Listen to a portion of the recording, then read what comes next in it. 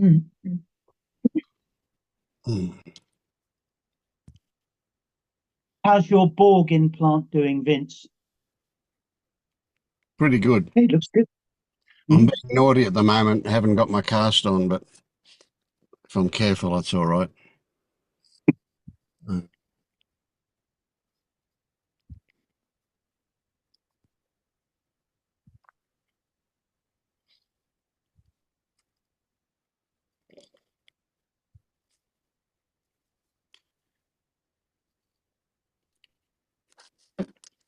So tell us where you're up to on this so-called journey, Marius. New face.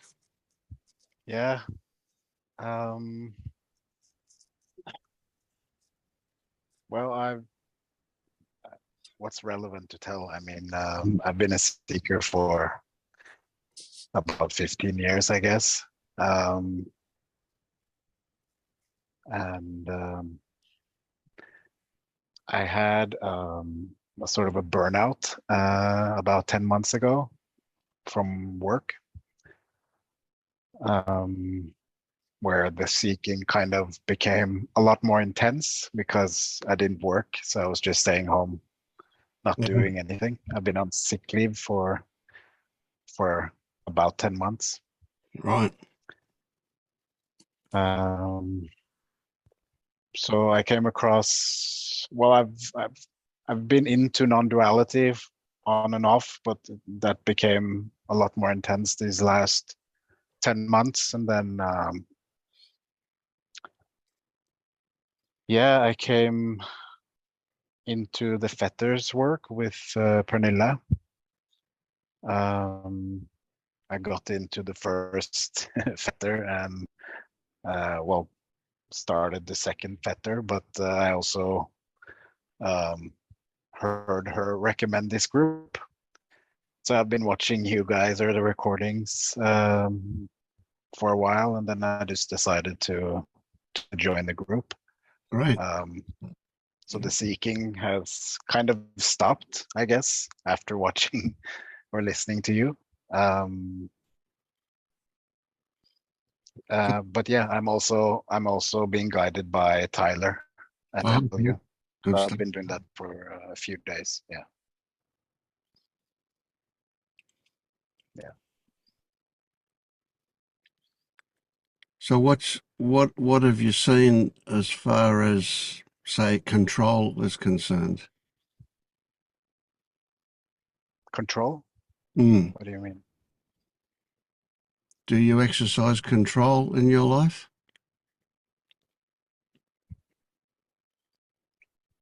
Oh, yeah.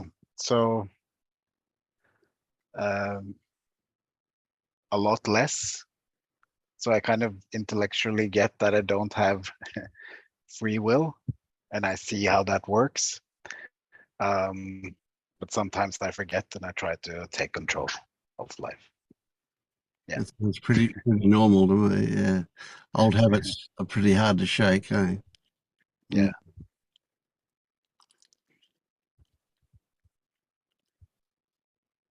So what triggers you these days? Um, well, it's been a whole process being on sick leave for such a long time. Like a lot of shame and guilt and doubt and all of this, which has been triggering. So a lot of anxiety around that whole process, but that has gotten a lot better. But there's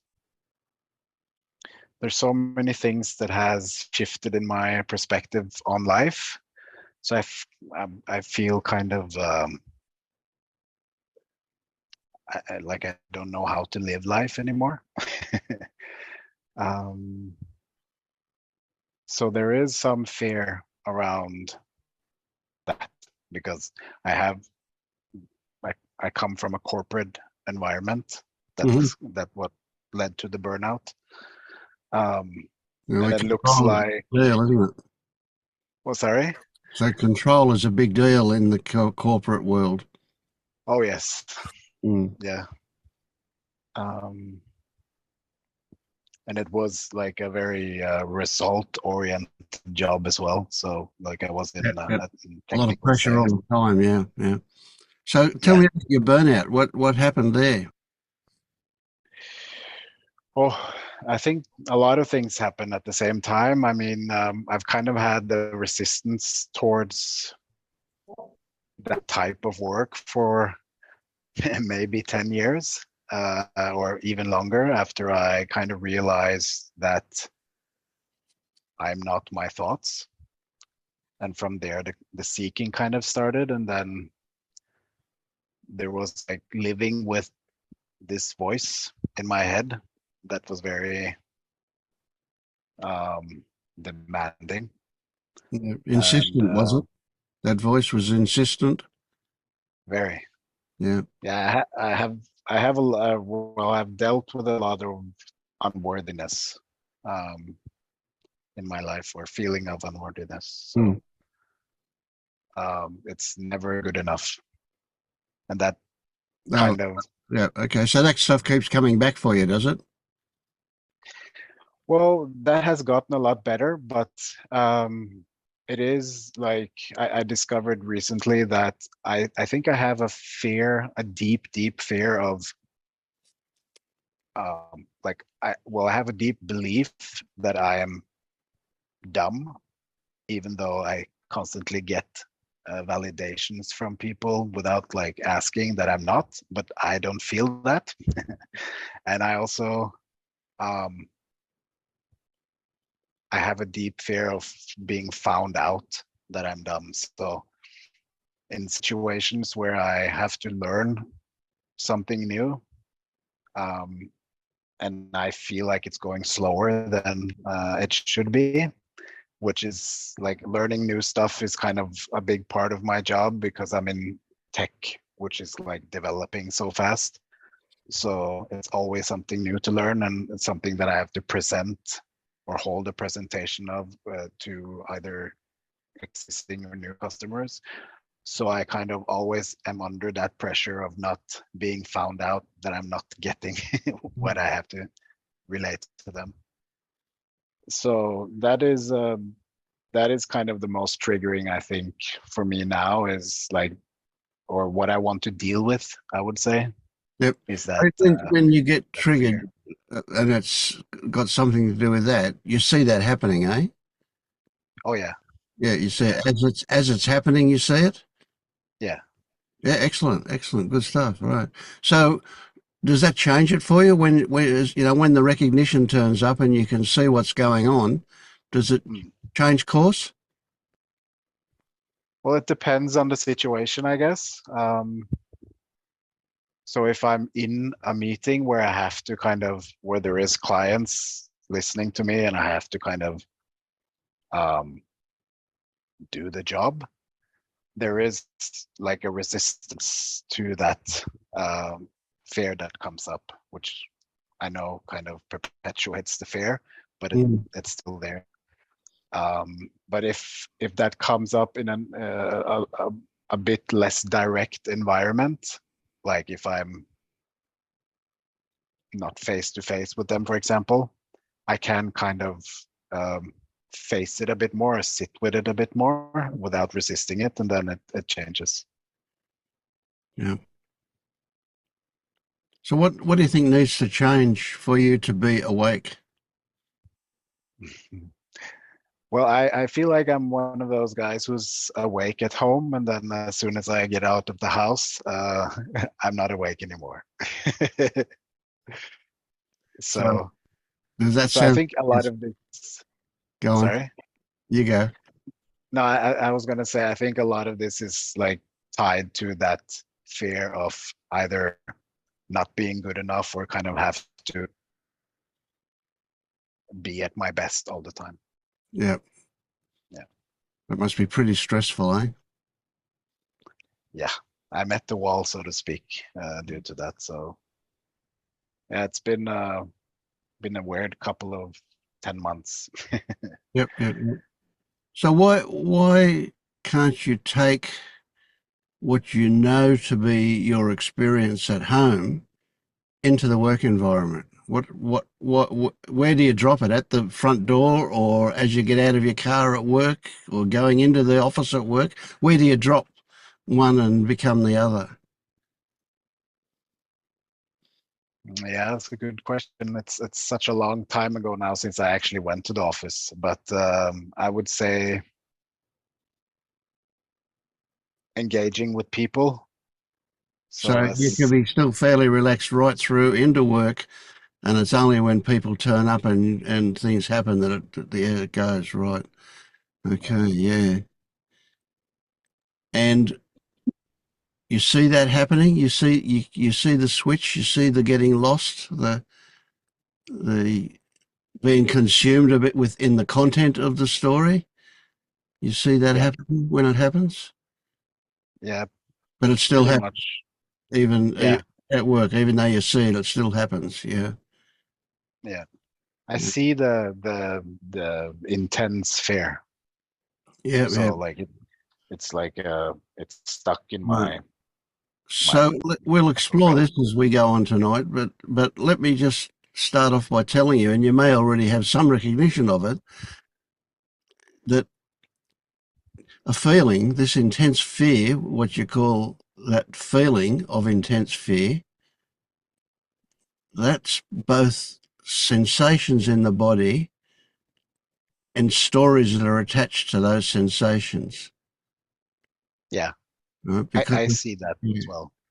Yeah, okay. Yeah, So if you can separate those two and put the thought component, the story component away for the moment, just push it into the background, and you're left just with the sensation, that stops being a fear sensation. It's then seen as just a sensation. And in yeah, fact, if you applied a different story, like I'm going to go on the roller coaster, if you like that kind of thing, then it becomes the same sensation can be seen as an excitement sensation. Right? It's the stories that hang off it that change, that give it a label and a concept that overlays it and then directs us to view it from a certain perspective. That's the really interesting one with that stuff. Yeah. Um,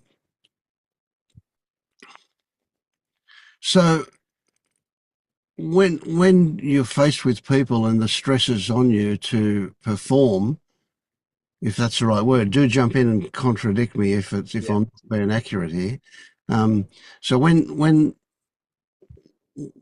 that, let's say that switch is thrown, like, can we put it like that? Does it seem accurate to say it's like a switch gets turned on or Yeah. off? Which one is it, off or on? First thing that comes to mind. On. Yeah. On, right. So the switch gets turned on, and then you start faking it and put all this pressure on yourself to fake it in a skillful way that gets the results that your employer wants you to get. Is that the way it works? Yes. And you're actually hitting another point there as well, which I think it's kind of part of this resistance, is that I really have a hard time faking it anymore. But I still do it for some reason in that arena, so to speak. Right, so So like let's just get that one the clear. resistance to being, yeah. You're saying you're having a hard time facing it. So what is it? No, no, Sorry? I mean, I'm having a hard time being inauthentic. Oh, yes. Okay, I get you now. Yeah, being inauthentic. Yeah, yeah. Oh, yeah. That's when you realise you're doing it. It takes a lot of effort. if you if you need to do it, and of course it feels like shit. Yeah. Oh, yeah. I get that. Okay. So yeah. Okay. So this is a skill that I come across quite a bit. Actually, people start to lose tolerance for the fakeness of a lot of their interactions and don't know how to cope with it. Yeah. Vince, can I jump in? Yeah, Oh, of I know I course. don't need to ask permission, but hello, Maurice. It's James. Hey. Hi. Obviously, there's a big theme of fear here. Yeah.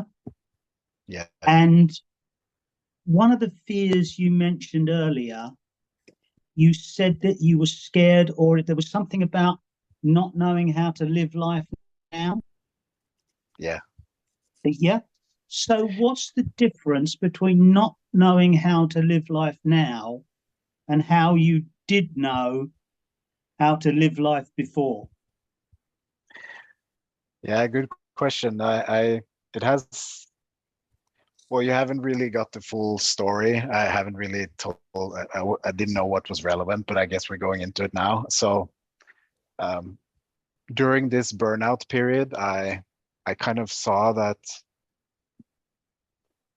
identity is just pretty much just stories. And when I saw that, I kind of lost my identity in a way. So I didn't know, I don't know who I am, basically, or I'm no one, it feels like. Yeah. And so along with that, a lot of the motivations and directions in life also disappeared, Mm. along with the understanding of like actually not having free will. So there's a mix of losing a sense of direction and motivation to stuff that used to motivate me, and then uh, like a conflict now where or inside myself where I kind of need to figure out what I'm supposed to do next, or it feels like that, where I feel like I can't go back to the corporate job because that just feels, it doesn't feel right with me anymore. Mm. But then also not having a clue what to do next, because there's like, I've been a seeker. I've been obsessed with seeking, so that's been my hobby next to work. So I was actually on a Rupert Spira retreat a while ago, and I asked him this question: "What do I do now?" And he said, "Just do what you enjoy." And then I'm like, "Well, I enjoy seeking." That's it. And so So now I don't even enjoy seeking anymore. So Marius, there's a two giant delusions to jump out right there, yeah, and I'll bet you see them already. Right, the first one is that the delusion that mind can come to an accurate conclusion about what's going on. Right? yeah, And then that sits on top of a delusion that if you did know, you could actually do it. yeah, That's another delusion. yeah. I see that, but I still feel lost, even though I see that. Yeah, You know what I mean? yeah. There is a I guess it's one of a story common to seekers, but let's put it that way, that how it will be when you can finally put the badge of being awake on is a certain way that it really has absolutely nothing to do with what is actual, but it is a common belief, you know. And one of those common beliefs is that we won't suffer anymore, we won't feel bad anymore, you know, and you will get to the point, and this might sound weird, but you will get to the point where you will welcome shit when it turns up as an opportunity to unearth something else that's been sitting around in the unconscious level of things, yeah. And when you have that perspective, there can be nothing really can be actually bad that isn't also good. Yeah. I imagine that sometimes, at least, that actually it's not the job that is the problem, but my attitude. towards the job. Absolutely. Yeah. Yeah. And so, of course, you'd like that to change, but at the same time, you wouldn't, because the way you're feeling fits in with your idealism about how things will be. Yeah. So to accept that there is legitimacy in fakery seems like a traitor's act, doesn't it? Yeah. Yeah. Well, I mean, I hate to give you some really bad news, but you're going to spend the rest of your life swimming around in a lot of fakery. It'll be all Yeah. around you all the time. You're never going to find a place where there isn't any. At least in my imagination, that seems to be pretty true. I reckon I'm really safe with a prediction like that. But you But know, so it's also not just fakery. It's those people are authentic in their fakery. Can you get that? They really they don't. I mean, there are some, of course, that know they're play acting, but a lot of them don't know. They think that they're all. They don't realise they're dreaming, that they're living out some kind of storyline. And that certainly doesn't make us superior simply because of that they're still in that dream state. A lot of them are very happy in that dream state. It just suits them right down to the ground, and you wouldn't want to change that for them. It's only the ones that suffer that, yeah. so I guess it's not so much them being whatever they are, but it's me kind of engaging in that. Engaging in So that aspect of what you see. yeah, I mean, like small talk and well, things that there's so much stuff that seems meaningless now that people talk about all the time, Yeah. and But I just while their words may well be meaningless, what's behind their words is significant. You know what's so they're connecting with other people. They're doing all sorts of really legitimate things that's almost obscured or hidden by their words because their words seem to contradict all that stuff. They don't even realise they're doing it a lot of the time, but they are. You know, yeah. You don't have to engage in that, and you don't have to judge them for doing it. But with the right attitude, you'll find it rather interesting that they're doing it. And without trying to fix it, without judging it, it'll just be, oh, look at how that works. That's interesting, isn't it? You know, it's a yeah. So in a way, this whole trip is about attitude. It's how we feel about ourselves or what we take to be ourselves. So what do you think you are? Are you your body, or your mind, or are you awareness or consciousness or God or the dog shit on the footpath? What? all of the above, I guess. I mean, I can switch.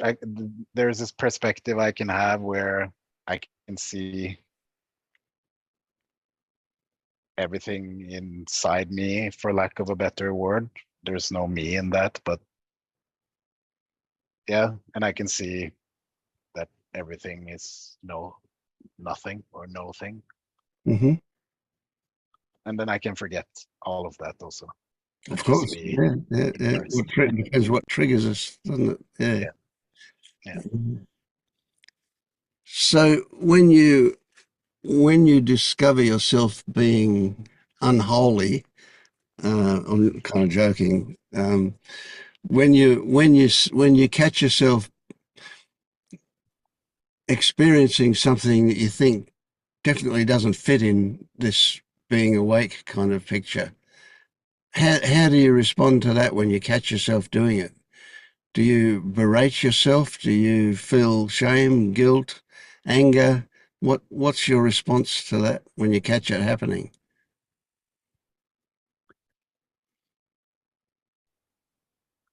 I mean, I am I I can sometimes beat myself up for it because I'm like sick of like I feel like I should not be doing that Exactly. Yeah. because I've been doing it for so long. But that has gradually gotten better. But still, sometimes I do that. But I would say mostly it's Mostly. kind of a curiosity, Yeah. I guess. So can you, or have you seen what's in play when you do get caught as compared to when you don't get caught? What is there something extra in play when you do get caught, or something not in play when you do get caught? So don't think about these things. Just grab the first thing that comes to mind. That'll be the right answer most likely. Yeah, so if I understood your question, it's just intense feelings that kind of grabs me. Right. Okay. Okay. Yeah. So it's yeah. So I immediately think with intense feelings, ah, yes, so that's how you escape from getting in touch with something that's a bit overwhelming. You Yeah. you have these intense feelings that grab your attention and take you away from what was going on. Yeah, and even like most of the times I can be aware of that, but it's just my resistance towards it, like I want it gone, that takes me up here and trying to find a solution. Like I've seen that I have had a tendency and still to some degree still have a tendency to kind of um, find a story that fits to kind of understand why I'm feeling Yeah. that Yep. emotion. Yeah. Okay. Well, that's And excellent that I you also, see yourself doing that. That's really, really good. yeah, Marius, you said there that you try to find a story to explain the feeling.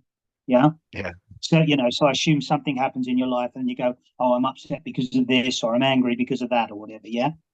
yeah, But the label you've put on the feeling is a story in the first place. yeah, Yeah. You're looking for another story. You're sort of going up the ladder, for want of a better metaphor, and you want to come down the ladder.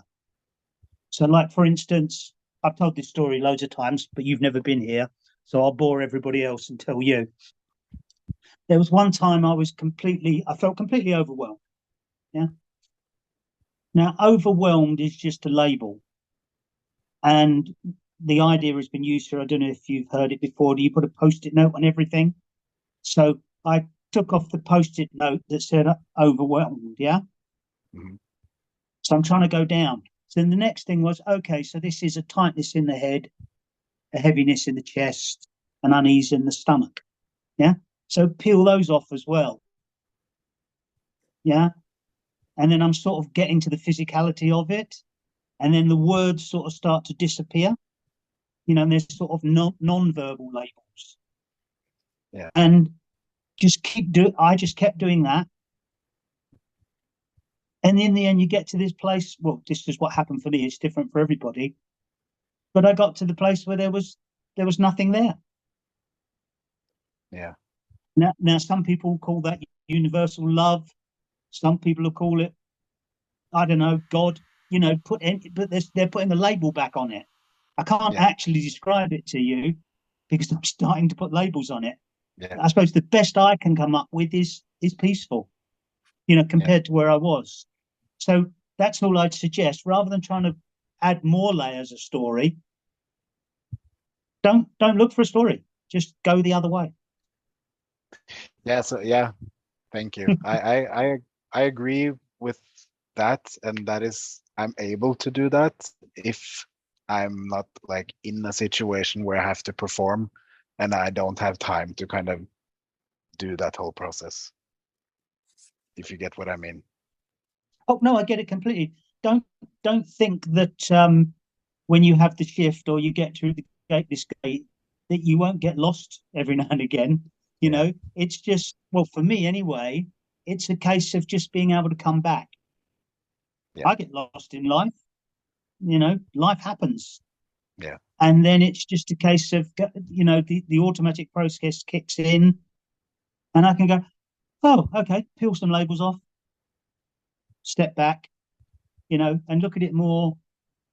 This is where language breaks down, but it's almost like looking at it more from somewhere else.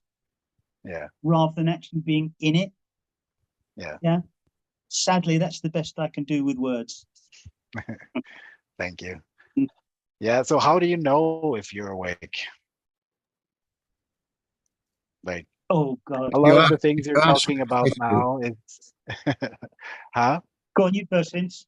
I was just going to say, how do you know if you're awake? You know that when you ask that question that you're not awake. Yeah. Because when you're awake, you can see how absolutely ridiculous that question is. Yeah. It's an odd one. When I was going through the process you're going through now, people used to say to me, everything changes and nothing's different. And that used to annoy the shit out of me. So what the hell are they talking about? Yeah. But then, as Vince says, when you get there, you go, oh, okay. It's just like, yeah. So, because obviously, if we could just say to you, oh, you know, when you do this, and you'll go, oh, I'll do that. You know, it doesn't work that way. And also, the moment that you get there, or the moment you realize, or whatever it actually is, will be different for you than it was for me, or it was for Vince. Yeah. You know, I mean, Vince had somebody say something to him, and he suddenly went, oh, me, it took me months of Vince battering me to death, you know, to finally go, oh, yeah, okay, no, I get it. I mean, really get it, you know, but even that doesn't make sense. So Yeah. you'll know when you're there. Okay. Yeah. Yeah. Sometimes I feel like, okay, maybe I'm there. And then there comes some doubt about it because I kind of get what you're saying, but then I get lost, or I feel I get what you're saying at least. Yeah, and then I get maybe. lost. And then I start to doubt that, but then you're telling me that, well, you get lost as well and you're awake. So, you know But what I mean? also, the interesting thing is you are awake, yeah? Yeah. The doubt comes in, and all that's happening is it's not that you're allowing it, it's that doubt buries it so much it takes over. Yeah. For instance, about 2 weeks ago, I was cycling around where I live, lovely country lanes, beautiful day, gorgeous weather, you know, one of those things you go, oh, life couldn't be better. Yeah. And all of a sudden, a thought came into my head from about 20 years before of a particular balls up I've made at work. Yeah. And, you know, with that in the past would have been loads of possibly anger, embarrassment, you know, and that would have lived with me probably for the rest of the day. Yeah. And affected me probably for the rest of the week. Yeah. And it's just that, again, you don't choose to do it, but wherever I am now, that thought came and went, you know, and I live with it for say 5-10 seconds. But it's the metaphor of if you're, you know, you're sitting in a train station and the train comes through, you don't have to get on the train. You know, just let it go and it keeps going. So, you know, so yes, you're there, but everything else is just burying it. Yeah.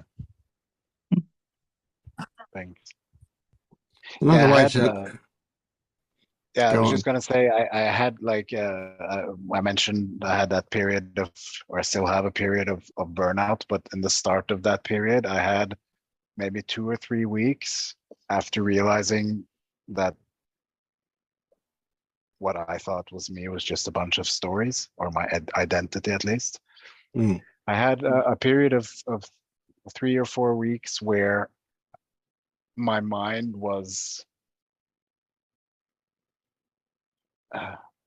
I don't want to say thoughtless, because there was some thoughts, obviously, but the internal narrative that I've lived with my whole life seemed to be gone.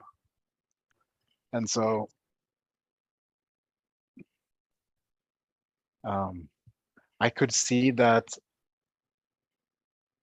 the thoughts was the problem. Like, I can see that just as soon as I get buy the ticket for a thought and go on the train, that's kind of what's keeping me asleep. And there was like a period where I didn't have to do that. But then it gradually came back when I needed to kind of or act in life. Like, I needed to kind of figure out what I'm going to do next. Okay, so one of the things that comes to mind here is that when you're in that state that you just described, you're operating out of your right brain, not your left brain. Right? But when you're at work and you've got to structure and think about how you come across with whatever, and you're looking to work with colleagues and please bosses and all of that stuff, that's your left brain working very hard. So if you realise this, it goes that you can do both of these things at the same time, and they don't fight each other; they'll work together. And so you can be not even thinking about the words that come out of your mouth. You can just let your mouth run totally unconsciously, and it'll say all the right things, what needs to be said. And if you're doing that, then that's coming from the right brain thing. So when you start to consider the consequences of what you might say before you actually say it, that's all left brain stuff. So knowing that you can do both at once means that you can kind of do both at once. And so they're not really separate. They work together, both those things. And at the same time, have the concept that, okay, so you had a period where you could say, yes, you were awake, but it was kind of limited in the range of experiences because you were only experiencing one side of things then. Yeah. So isn't it quite reasonable to say that you can go in and out of this in the beginning? That will change with experience because habits change. And when you see things enough times, they tend to not appear as engaging. So all these things happen. And then, so it's quite reasonable that you can be awake one moment and not awake the next moment in the beginning. Then of course, as you get better at it, because you are developing skills with how to cope with these things that get triggered. And it's something that you'll just get better and better and better at it. Right? So to say you are awake or not awake is pretty gross way of looking at things, isn't it? It's like the simplistic nature of cause and effect, that we believe that one event or even just a couple of events can cause a particular outcome, when the moment you look at it, you can see that there's millions and millions of circumstances involved in any happening. So to think that one or two things can cause something is another big delusion. Well, it's like that with this other stuff too. The complexity of it and the subtlety of it mean that we're never going to wrap our mind around it and work out how things work. It's a mystery. We just have to live with the mystery, yeah? Also, like asking that question, are you awake? I'm not even thinking about it. It's like if you ask me the question, am I breathing? And I suddenly go, oh yeah, no, I am breathing. But before that, I wasn't, there was nothing, wasn't in my mind. Yeah. Also, I mean, I don't know. None of us can ever know what anybody else's personal experience is like. Yeah. So I don't know. Obviously, burnout for you, whatever that means for you, you know, you're living that. Yeah. And I don't know if this is the same for you, but before I got to this place or realized what was going on, there was this fantasy that being awake would cure everything. Being awake would give me nirvana on earth. Life would be adoration. I would walk through it. There would never be any problems. Yeah. Yeah. It's not like that for me. And if anybody else wants to throw their four penneth in, but the difference is I still have preferences. I'd rather win the lottery than lose a leg. Yeah. Anybody else has got a different preference to that, they can tell you. Yeah. But the difference is whatever happens, you're in a position where you just deal with it. Yeah. Like if I won the lottery, I'd probably be over the moon for however long. Yeah. And then go, okay, I need to deal with this situation in life. If I lose a leg, it's going to be painful. It's going to be traumatic. But if I can stay awake and deal with it, I put a tourniquet on, whatever. Yeah. Some things are more preferable than others. Why do I like vanilla instead of chocolate? Who knows? Yeah. But it's just the position of you're not even thinking about it. It's just you deal with what happens. And whether that's a shitty thing, in sort of exclamation marks, or a good thing, you just deal with them. Yeah. And then you deal with the next thing and the next thing. So good luck. Thank you. Yeah, I definitely had that fantasy about Nirvana as well, but I kind of I've gotten that it's not. Like I think I can see what it's all about, but it's just I get dragged into life sometimes. Yeah. Now I'm going to throw a paradox at you, because all of this is a paradox and all of this is confusing. There isn't a nirvana in a sense, but I'd much rather be the place I am now than where I was before. Yeah. Just being able to deal with life. I mean, as I say, this experience seems to affect people in different ways. And I just have this underlying peace and nothingness, which is a great place to be rather than stressed and anxious and, upset and annoyed. Other people feel love in their lives, whatever. I don't know this for a fact because I'm not a religious person, but I assume if people have this experience in a religious setting, they're going to think it's God inside them, whatever it is your experience. Yeah.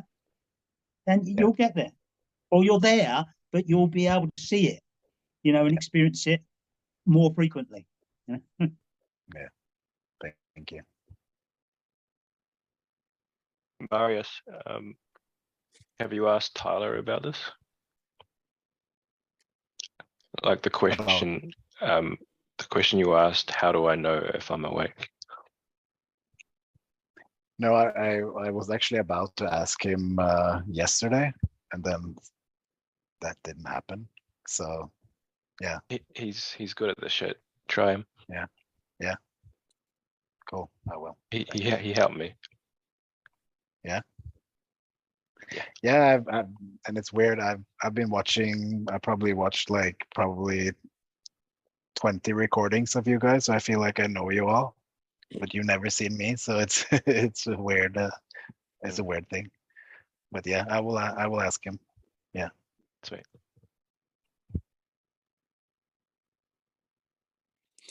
So what I would recommend for you, Marius, is what we need to do to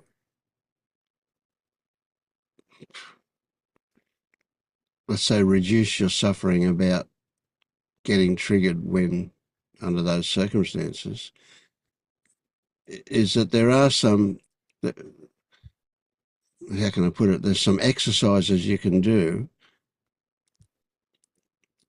that will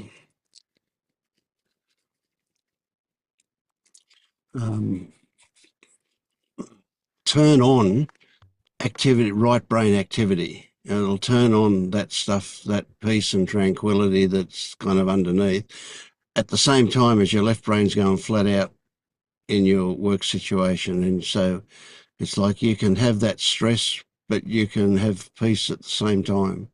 Don't try and work out how. Sorry? Yeah, that would be lovely if we can make that happen. Yep.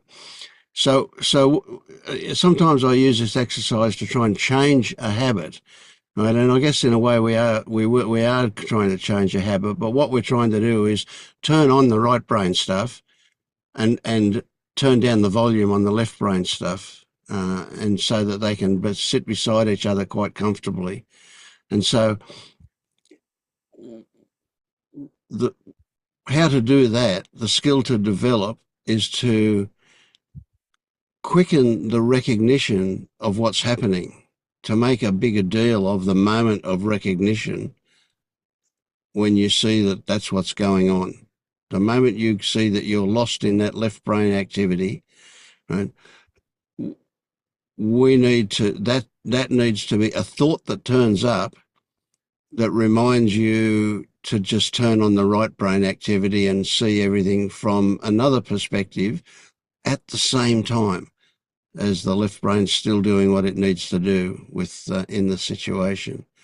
And so that moment of recognition, it's an instant that happens, that when the thought turns up, oh, this is happening, that when that thought turns up,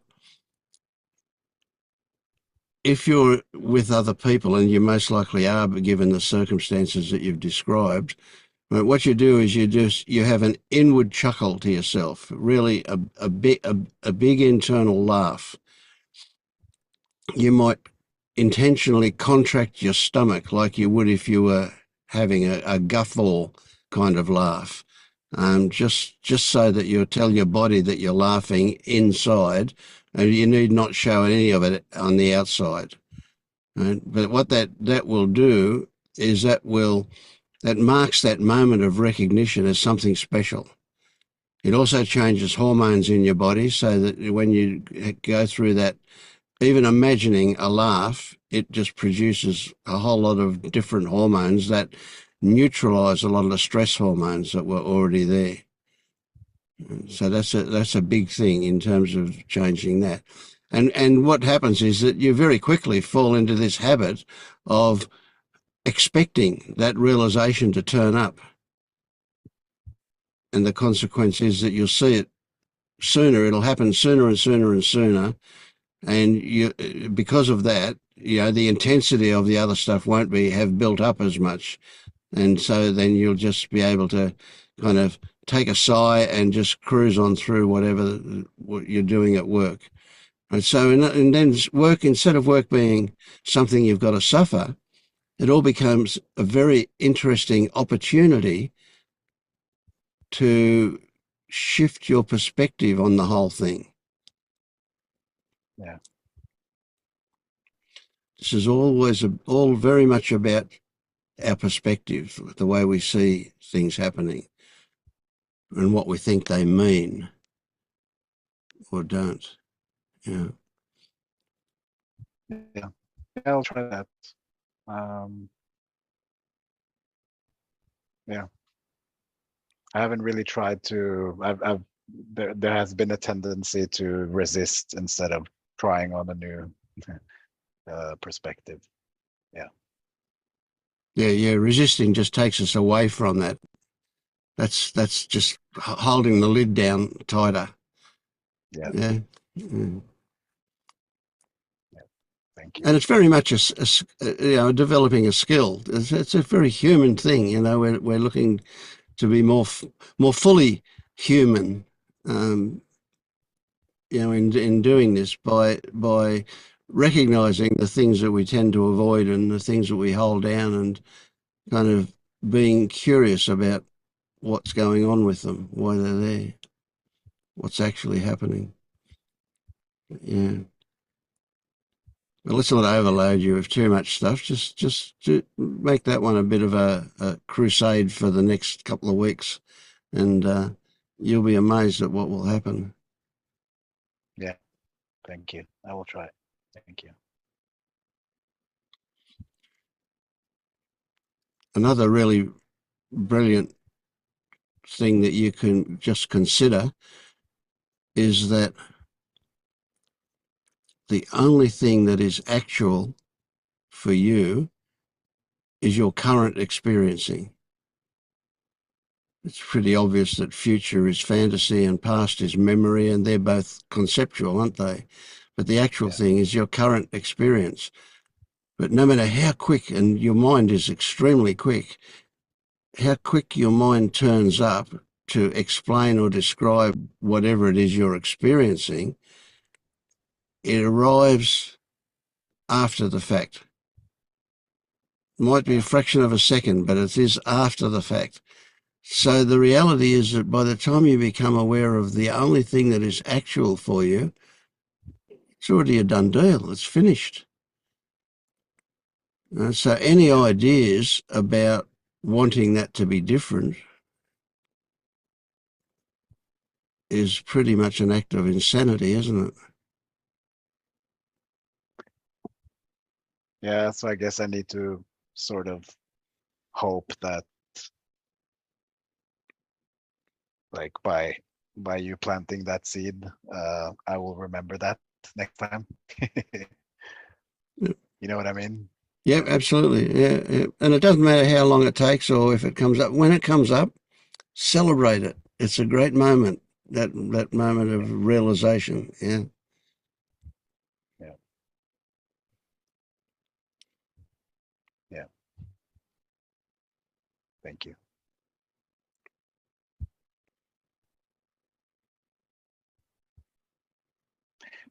One more question, if it's okay. Of course. Yeah.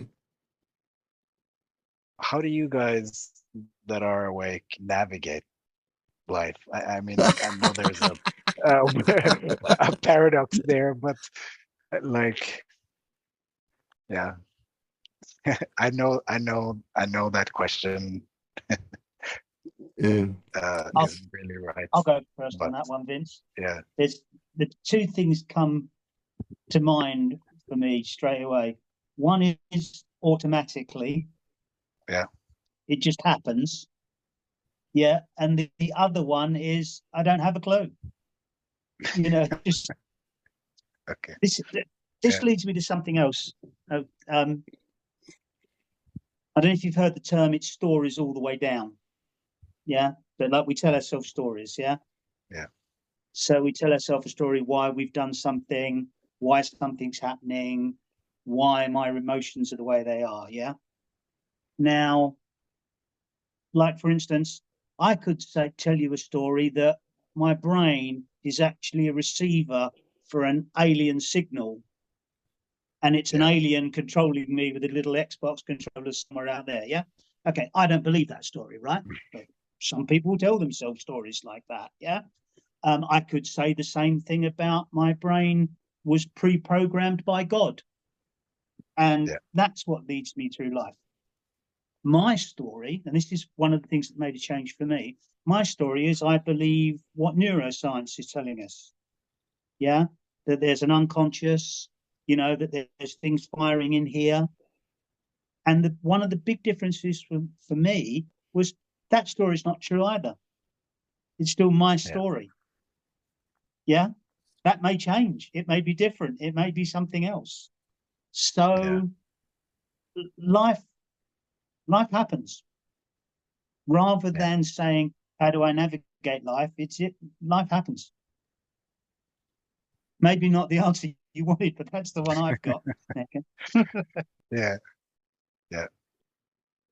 So when you talk about navigating, you can imagine easily it's like a map, and you've got this path drawn about where you're going to go.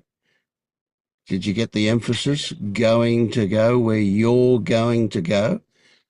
Right. Yeah. So I had two really clear experiences this week, and I've been trying to tell this friend of mine how I don't make decisions. It's a joke to think that I can make a decision to do things that and I put it that, well, life presents me with suggestions, and usually I'm fairly amenable to go along with those suggestions. So the first example was, will I go to bowls or not this week? This happened last Thursday. Because I've got, I'm not wearing my cast at the moment, but I've got this hand in a cast at the moment, so I'm a bit limited in what I can do.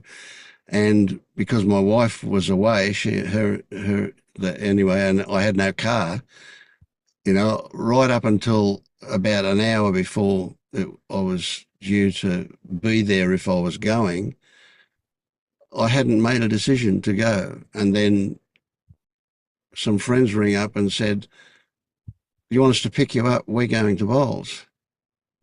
So immediately that decision is made for me. Yeah.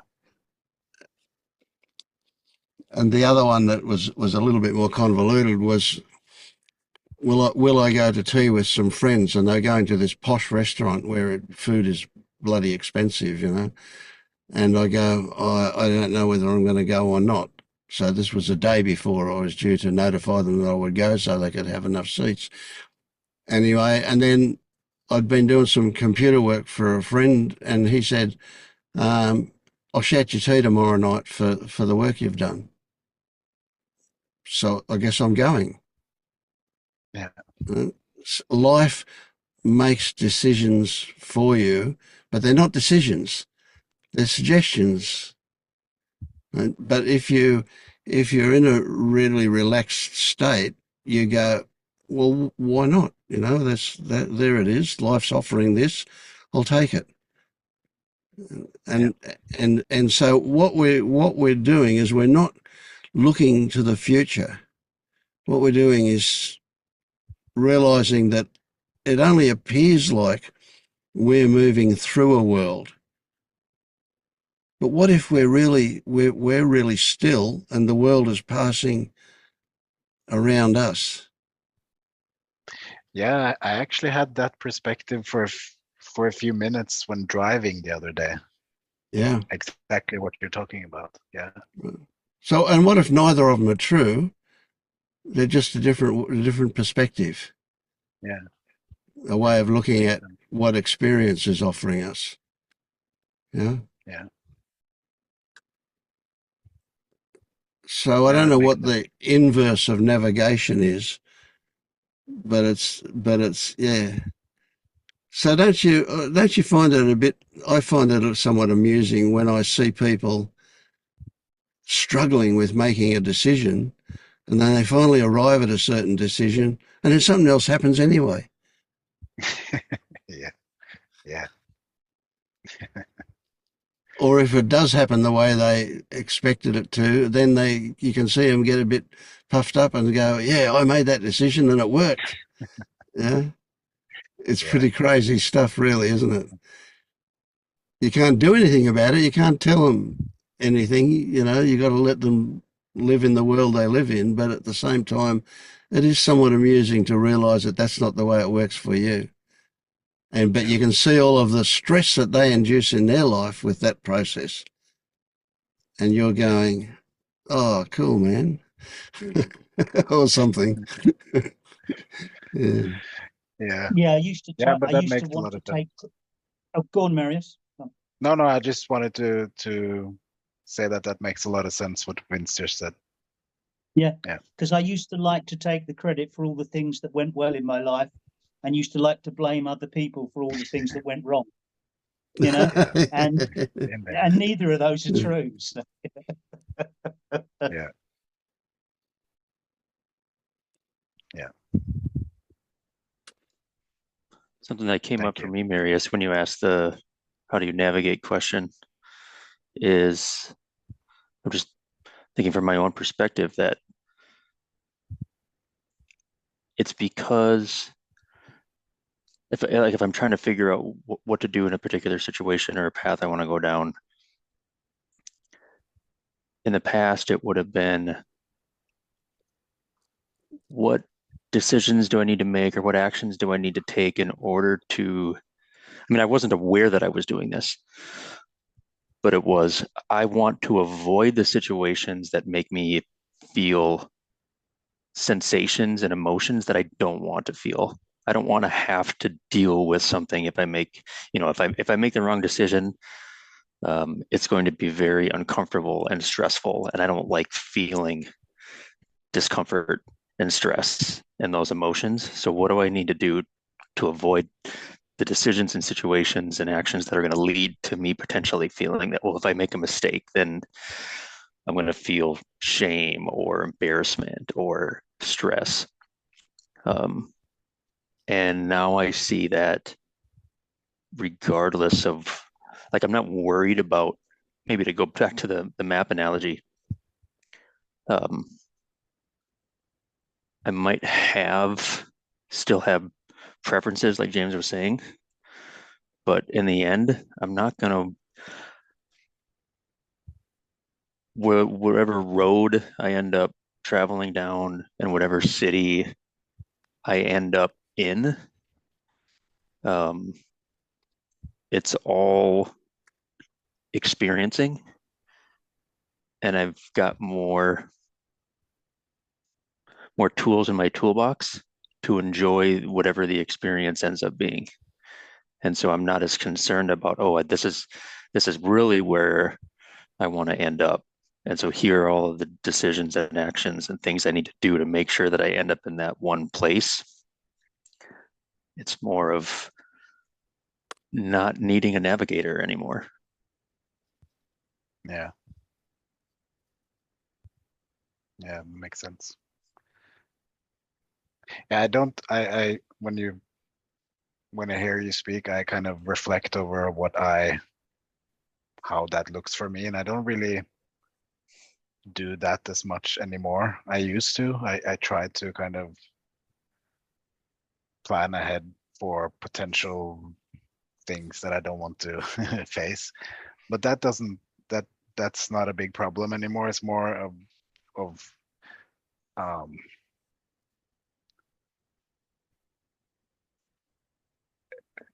even figuring out what my preferences are feels difficult at the moment. So there's nothing kind of there's not even a starting point of a direction of where I want to go. It feels right, yeah. What's the problem with it? Well, there is this matter of like earning a living. So I know where I don't want to go, I guess. So that's kind of one type of aversion, I guess. Yeah. And there's also like this side belief that actually maybe I shouldn't be working on where I should go next, but rather my attitude to where I am also. So, yeah. Marius, let's assume that we're telling you the truth, yeah? Because you have to experience this for yourself, right? Let's assume that what we're telling you is actually the case. You're not in control. Yourself is an illusion, blah, blah, blah. If that's all true, you've been doing that your whole life. Yeah. Yeah. And you earned a living. Yeah. You know, life happened. You're here. Yeah. You know, so it happened before you earned a living. It'll happen in the future. We get into this argument about past and future, which is a whole nother world to go down. But, you know, life will happen. And if that means you have to earn money to feed yourself or whatever, you know, it happened before, it will happen again. Yeah. Yeah, I find comfort in that. But I really like what Vince said about like just addressing the opportunities that come my way without really thinking much more about it. Yeah, it's kind of life living me in a sense. And there's a kind of an inbuilt irony that it seems like this thing that I call serendipity starts to feel like it's real or actual or something, you know, because it just get amazed at how frequently things just work. You want a parking place, it turns up right where you want it, and the odds of it actually happening are kind of 1,000,000 to 1 against it, but there it is. It happens. And it's like these bits of magic happen all the time. And I don't know what's really going on with them, but they do. They do seem to happen.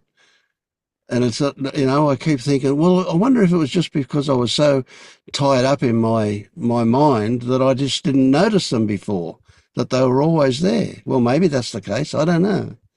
But yeah, that change in perspective certainly opens up the world of that stuff as well. Yeah. I mean, Cool. think of all the random things that have happened that have brought you to this magical place now. Yeah. Exactly. Yeah. Yeah. Thank you. I feel like I took a lot of time now, so let somebody else have it. Thank you.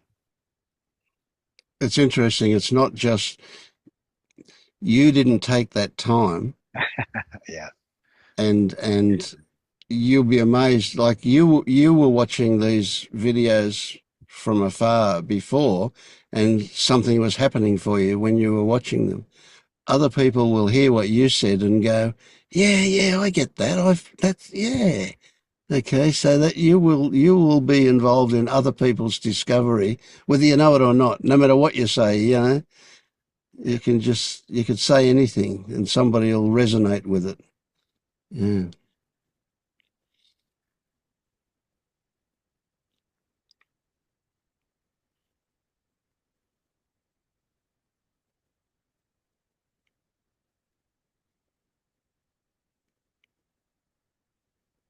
How's things been for you, Scott?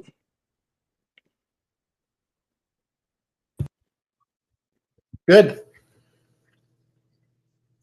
I don't really know what to say, honestly. I've just been hanging out, coming to a meeting once a week and trying to observe what happens in between my ears occasionally and in my body. All right. So, all right, let me be more specific. Have you noticed anything different in the last week from before? Well, judgments are down a lot. And I've been doing this thing where go ahead, I'm sorry. I was just going to say, how do you feel about that? Good. Like it kind of not a big deal because it goes away. You start to think, not sure whether I'm not seeing them or they're not happening. It just kind of Yeah. dissolves a little bit, So is there a pull to find an answer to that, or is it just that recognition that the question's there? No, there's no pull to. Yeah, I don't care. Yeah. Yeah. Great. Yeah. So I have been doing this one thing which hasn't been tested yet, but I was like, boy, this might be hard to explain. So, like, I have this thing like where I get when I am awake, a thought comes through, and I just try to I got this from Angela's site. Like I just kind of move towards it without engaging the content, and it dissolves. So I've been doing this thing where that happens, and then I look, once I dissolve the thought, I look inside and try to feel sensations, no emotions, no feelings, just look for sensations. And it's kind of amazing. Like almost most of the time, there's hardly any sensation. Like there's nothing really that could create discomfort. And it's like kind of amazing to me. And it seems like it's kind of severing the connection between thought and sensation. And hasn't been tested on, like I haven't gotten a supercharged, experience yet. So I'm sure I'm kind of figuring that's going to be overwhelmed at some point. But right now it's working pretty good. And, yeah, great. Isn't it amazing when you start looking forward to the next bit of shit that turns up just to see what it can do? What's different? Yeah, I think that's great. I love it. Yeah, very good. Yeah.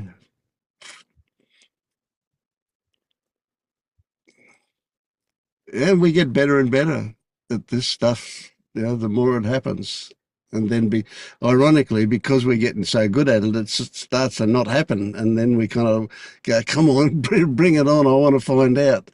Yeah, it's good.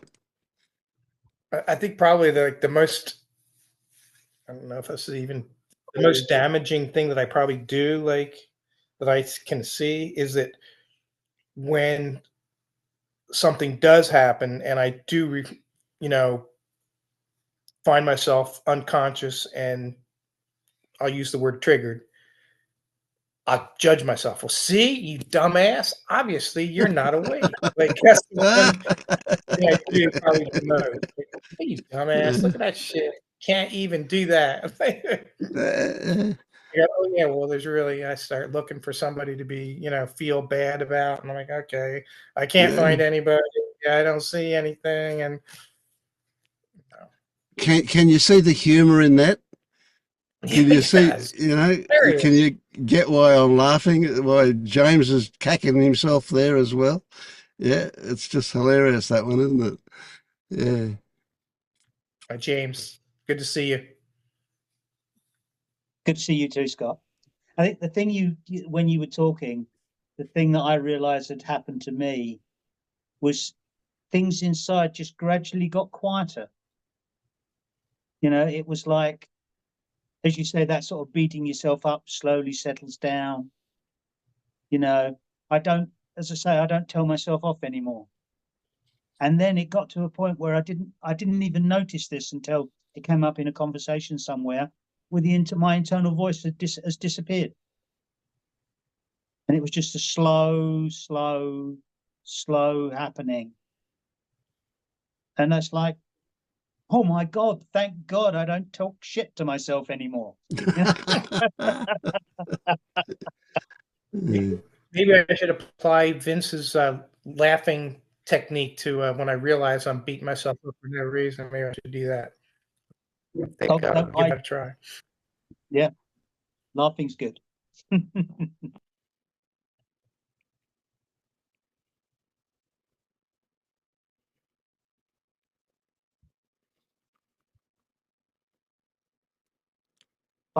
I'll just tell people a story that came up this week in conversation.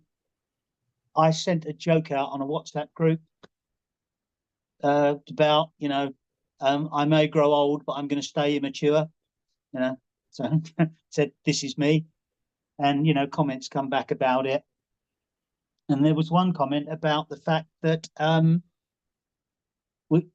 talking about age. And I never realized this until this came up this week, that before this experience, I always used to be 30 inside. I don't know if that happens to any of the other you, but we sort of have an age inside. And I tell this story about my grandmother. She was 93 when she finally passed away, but she told me in her 90s she still felt 18 inside. And I don't have an internal age anymore. That's gone. Now, I say, I don't know if that happens to anybody else, but that's another interesting part of this. All these internal stories that I didn't even realize were there are just falling away. Yeah,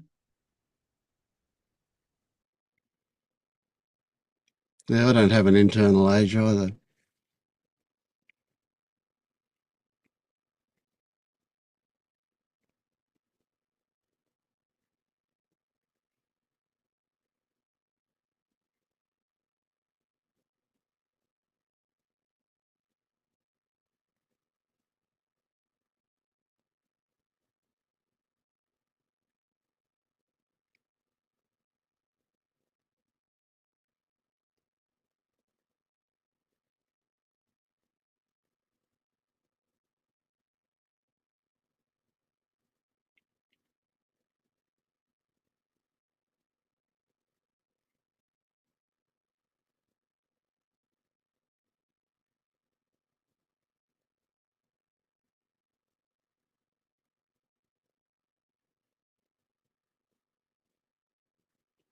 So if you did have an internal age, it would be a form of identification, wouldn't it?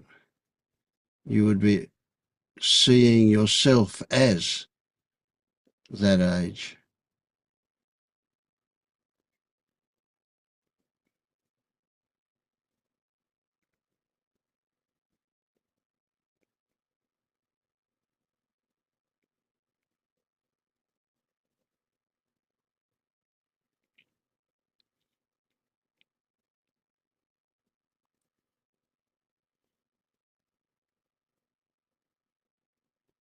Mm.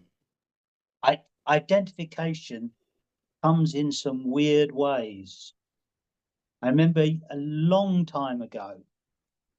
I mean, I haven't eaten cornflakes, I don't know how long. But when I was young, I used to eat cornflakes for breakfast all the time. Yeah.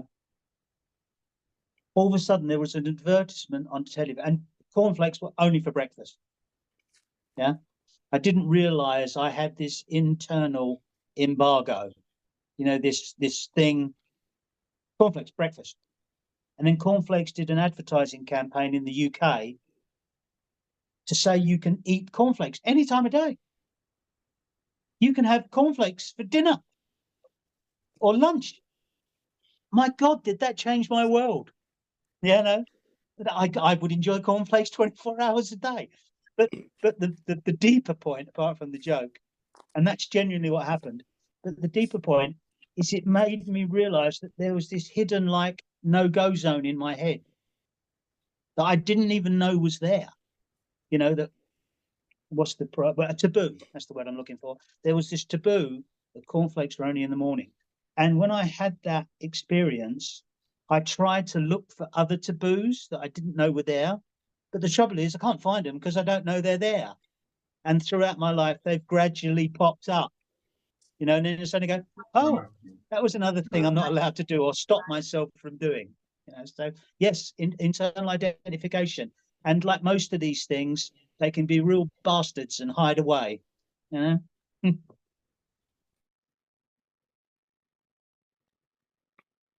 you were talking there, I'm realising, yeah, okay, I immediately think of like toast would be a normal breakfast thing, and occasionally you might have something on toast for tea if you wanted to do one of those quick meals, your evening meal, but you'd never make toast for lunch, would you? And you can't eat chocolate cake for breakfast unless you call it a muffin. Okay. Yeah. We carry around a huge number of these rules, don't we? Absolutely. When you think about it, the fork goes on the left and the knife goes on the right, etc. Yeah. And just coming back to the point you raised earlier, Marius, about how do you know when you're awake? I don't think there is anything specific, but it's like you're in a place where these things come up, and then you just, rather than living them, you go, oh, well, that's another barrier I can throw out the way. I don't have to be restricted by that. Or alternatively, there's things that you do in life that are like compulsions or things you have to do, that are laid on you. And you go, actually, I don't have to do that anymore. So both sides of the things you have to do or you don't do, these restrictions and taboos and obligations are there. And it's not so much that you don't do them, it's more a case of it feels freer. Like for instance, I've got a brother-in-law who has he's had all bits of him cut out and all sorts of terrible things happening to him. And it was, before, when this first started happening a few years ago, oh yeah, okay, I'll go and help my brother-in-law because I felt I had to, and now I still go and help him, but I don't feel I have to anymore. And it just feels better. Now, like everything's exactly the same, I still do it, but it doesn't feel an obligation. It's just, okay, that's what I'm doing. Yeah, there's no story attached to it, I guess. Yeah.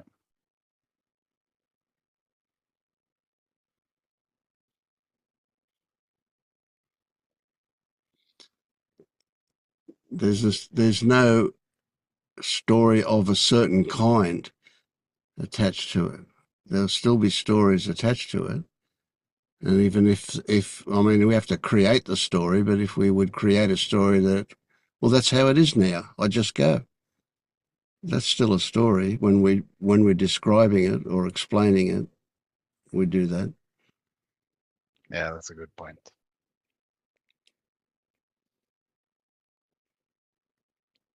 But it's stories that have, and it's really hard to find words to do this one accurately, but it's stories that have stickiness to them, and they want to,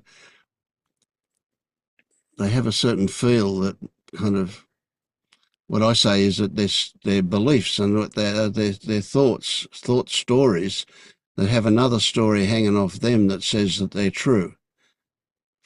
So they fit into some kind of an idealism, I suppose. Yeah. And we respond to them in a certain way because of that story that says that there's some kind of truth. Yeah.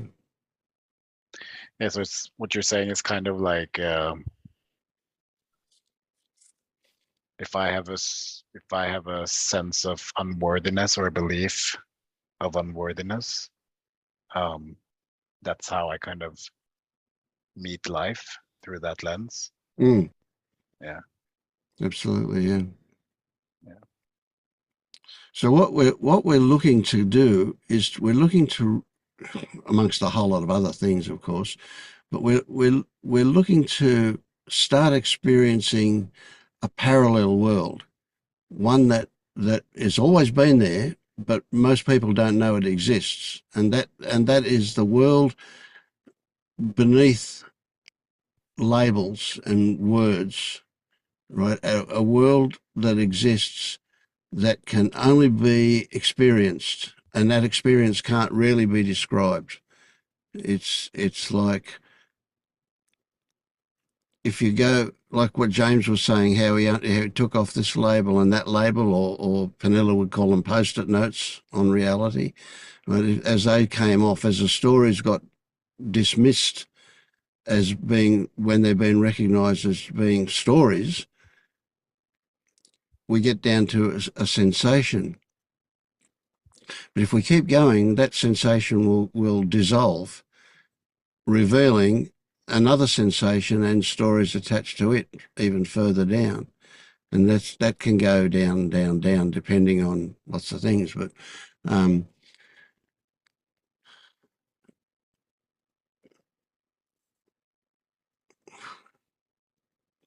forgot what I was saying. I was probably waffling. Happens to me all the time. Yeah. Yeah. Oh, actually, I want to ask you guys, I'm experiencing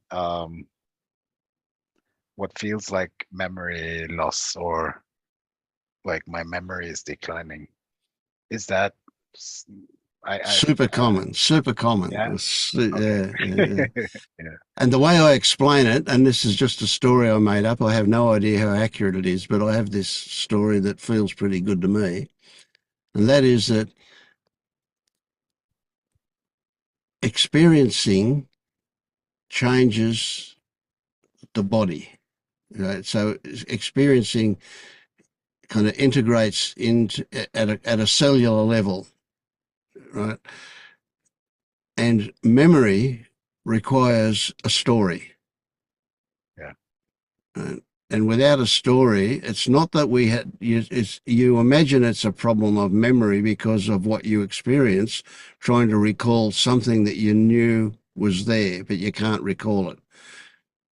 The reality is there was never anything filed away.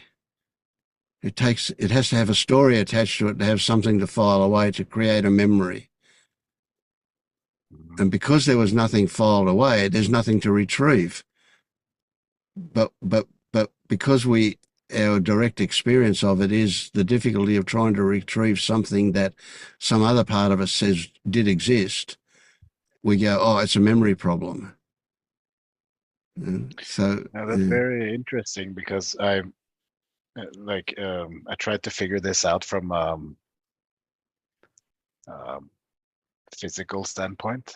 Well, I also we have pretty good healthcare in Norway, so I've been sent to all sorts of stuff in accordance with this burnout, and then I was sent to a neuropsychologist and had to do a lot of these cognitive tests. And one of the things that had become worse since my burnout is exactly what you're talking about. It's like I feel like I told her I feel like my memory is declining, but she actually said that it's not the memory, it's just what she said is a reduced learning ability, which kind of makes sense, because it's almost automatic, where I see there's a story playing and I kind of just reject it in a way. Yeah. So I wouldn't say I would say she's right that it's a reduced learning capacity, but the reason for the reduced learning capacity is because there's less focus on it. You just simply brush it away and you go, well, that's irrelevant, and you just brush it away, and within a millisecond it's gone and you don't even remember that you brushed it away because it never made any impact. Yeah, that makes a lot of sense, because it's like she said that I had a normal memory, and I did pretty good actually in like the IQ or intelligence spectrum. So it was, that makes a lot of sense. That was nice. Thank you. Yeah, so when you start to kind of have these kind of experiences, you also start to, how can I put it, you reconstruct what it used to be like before these things started to happen to you, and you imagine that that's how other people do things. But you can see the incredible amount of effort involved in creating a story and then maintaining that story as if it were real. Yeah. So people do this when their self regard is a construction. Yeah. Yeah. And they've got to really watch. I mean, you can just imagine how much effort poor Trump puts into situations to keep trying to be consistent. And it doesn't really work, does it? Yeah. Vince, are you saying that direct experience isn't being recorded?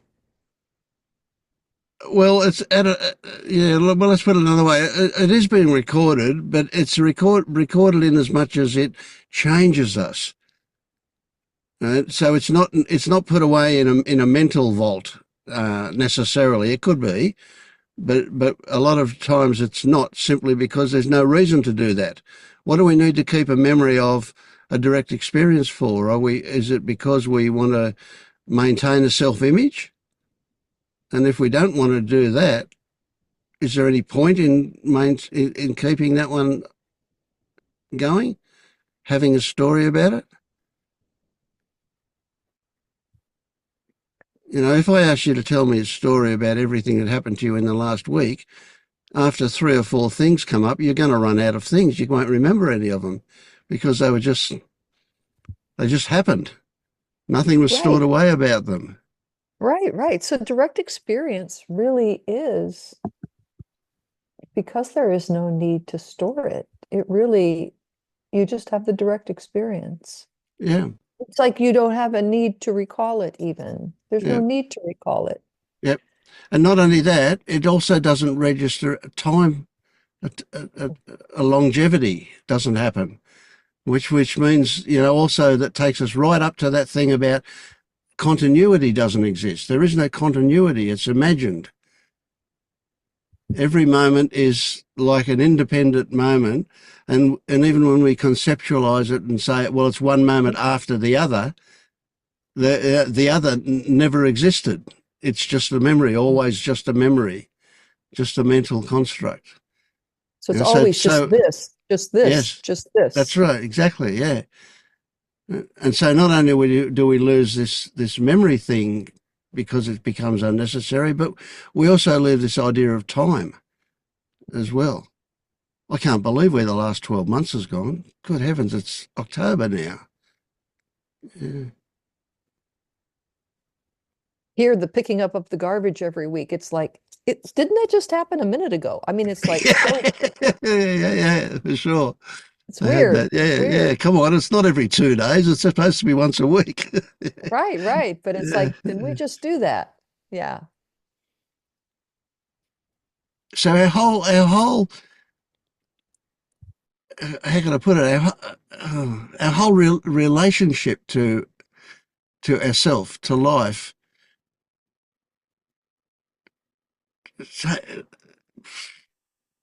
there's no words. It takes on a totally different hue. The flavour of it is different.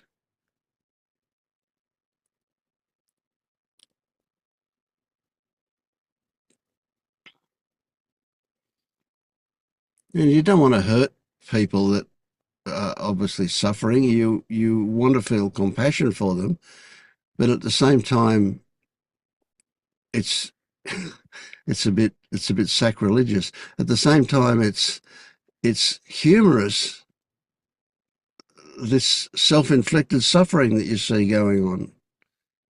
You know, that it's not humorous. I mean, it's quite sad, but it is humorous as well, that because it's totally unnecessary, but yet there it is. I had an experience of that just the other day. I've been interacting with a woman, a service provider, and we were looking at the parameters of this job she was to do. It really had three components. And she said it would take about 12 hours of time, of her time, to do those three things. And then I removed one component, which she had said was 5 hours. I said, so am I to understand that these two components will take 7 hours? And this was in an email. Well, my saying that triggered for her an email this long about how I wasn't valuing her professional capacities. Yeah. And it was like, where the hell did that come from? Talk about something out of nothing. Because I value her skills tremendously, so I know it wasn't from here. But anyway, at the very end, she went to shame me. And she said, not only am I not going to work with you, but I will keep my vendors from working with you because of your whatever. And it was like, oh my gosh. And in the past, that would have really gotten me. And I just went, wow, look at this. And then there was all this freedom in terms of how I would choose to respond. There was all these opportunities and the first thing I did was I wrote this email saying, explaining my part, so she could understand that it. And then I just put that on the side. I said, well, we'll just sit with that one.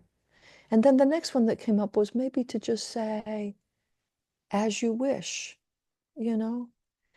And so I just then I looked at, but all of this was a thought process. And what I know for certain is that there's no thought involved when it just arises. When the response just arises, that's the one. Mm. There's no thought involved in it. It's just, yeah. And that's the grace and ease that I feel that happens because there's just an absence of thinking about things for me. Just an absence of putting thought into it. It just arises naturally. But there's also something a bit more than that, which, and of course these things are always more complicated than we think, but there is that a recognition that there is no need to defend anything. Right. There's that relaxation that comes with that. Yes.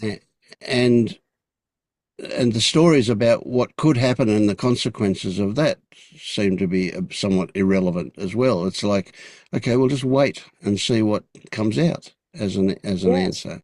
Yeah. Yes. There's a lot of that. Just if it doesn't come right away, it's like, it's okay. Just keep Yep. going and something else will come up and things will sort themselves out or not or whatever. And it's just, Yeah. yeah. And I just find that there's just so much, I'm finding so much kindness everywhere. Mm. Just Yeah, finding so you have to much kindness feel, everywhere. compassion for somebody who gets triggered like that, and you think, wow, that was an amazing trigger. There's obviously a lot of energy under there for you to get triggered that big with that Right, kind of thing. And of course, it was a misunderstanding in the first place. That right, that perception that she was bringing to the situation was what shaped her interpretation exactly. that misjudged what you were trying to say, and Exactly. then had that big response to it, that huge response. And you think, oh, you poor bugger. Um, yeah, Yeah. So I'm just sitting with just letting whatever wants to arise there in response to her. Um, there was even a time when that I would have responded in a way that really wasn't compassionate and was, see, this is all your stuff, or, like that. And now it's yeah. just no need for any of that. No need for, yeah. And Nothing to just defend. nothing to defend. That's a good way of saying it. Yeah. Nothing to defend.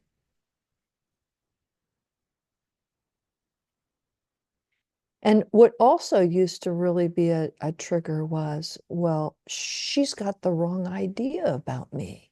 Mm. Now it doesn't matter. She's going to have whatever Yeah, idea she has. she'll have it anyway, no matter how much effort you put into fixing it. Right. She'll, And there's no problem there. No right, problem with yeah, whatever her idea is of me. It's all fine. yep. And if that means you end up using somebody else, well, so be it. Yeah. Yeah. Yeah.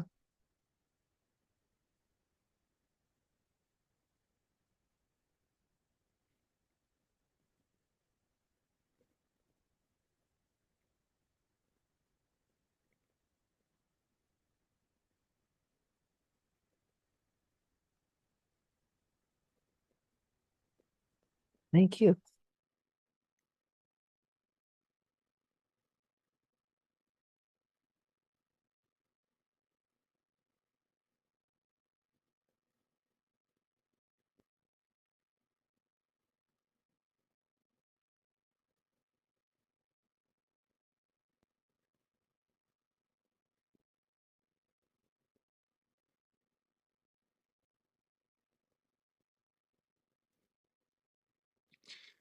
Well, Did here's what your comes up, Vince. Let me ask a question here. Here's what comes up is uh, I guess, how can I best serve her?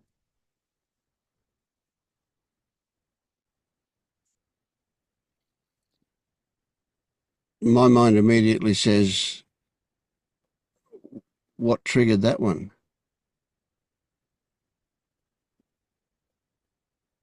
Say more? Yeah, what? So I mean, we would always quickly jump to, oh, it's good to feel that kind of compassion, and then want to actually do something to help that situation. But as I've said repeatedly, it's never about what comes up. It's always about what triggered it. So what triggered that impulse of yours to serve her, to even consider how best you can serve her? What triggered that thing to come up? That's where the juice is for you, not about actually doing the serving, which, by the way, I'd say you can't. Don't even try. Mm. Have good feelings, but that's about as far as you can go. Well, that's a And relief, really. you don't judge her either, So that's it. You just recognise that There's a lot of energy there for her in that particular area. And if you do continue to interact with her, then you're most likely to avoid, or certainly you wouldn't want to trigger that again. So that's an area that you would tread fairly carefully in the future, I'd imagine. Whatever triggered her. Not a matter of anybody being right or wrong. You just wouldn't want that experience of having to deal with somebody triggered like that. But that question of what triggers the question, how can I best serve her? But that's where the juice is. I don't get what's triggering that. No. So that would, that we can say, well, what does that mean? And recognize that we're only going to create a story when we say that, but it could be valuable, could be helpful.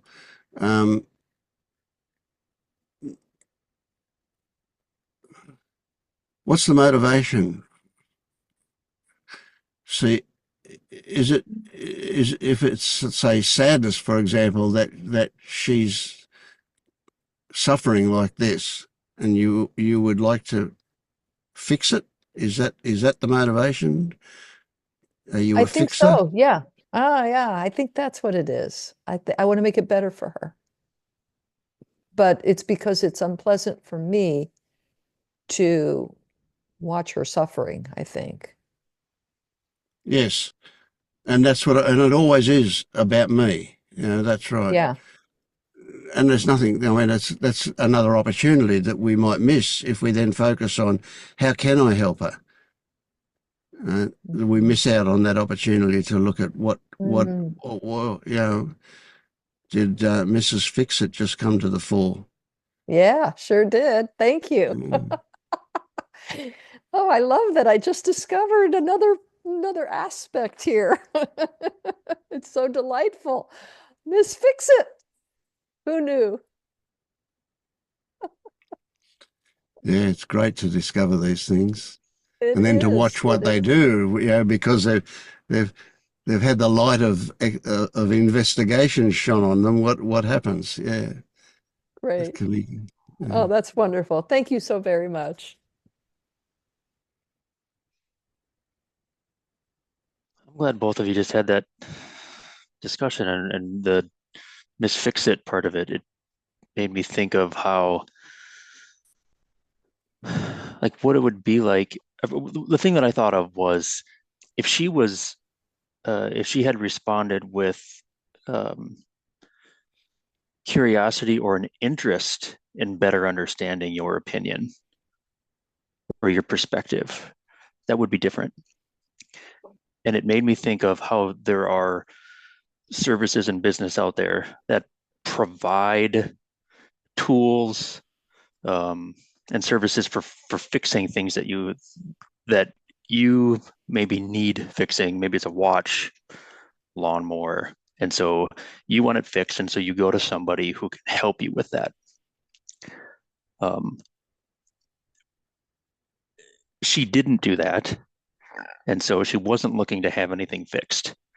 And it made me think of, what if I had, or just the experience of, I have a watch, and what if somebody came knocking on my door saying, I want to fix your watch, or I want to fix your thing. I'm like, I didn't ask for your help. I wasn't looking for you to come and solve any problems for me. I don't see them as problems. Or I don't need the scratches on my wood floor. Any of the solicitors that will come to your door offering help for things that you weren't looking for. But how often I've had that urge to go and fix something or help somebody with something that they weren't looking for help on, and how I assumed that this would be better for them. Yeah. I mean, I agree completely. Oh, go on, Vince. I was going to say, Penilla would say, who are you to take away somebody's suffering? You might just stop them from waking up. Yeah, I agree as well, Jeremy. I've found you can't give someone the answer if they're not asking the question. Yeah. That, I've been like, after these things have happened to me, you sort of gently try to suggest to people certain things, or maybe try this or that, and it's either a complete no, or they just don't understand what you're saying. So yeah, unless somebody is looking for an answer, or wants to be helped, they're just going to have to carry on suffering.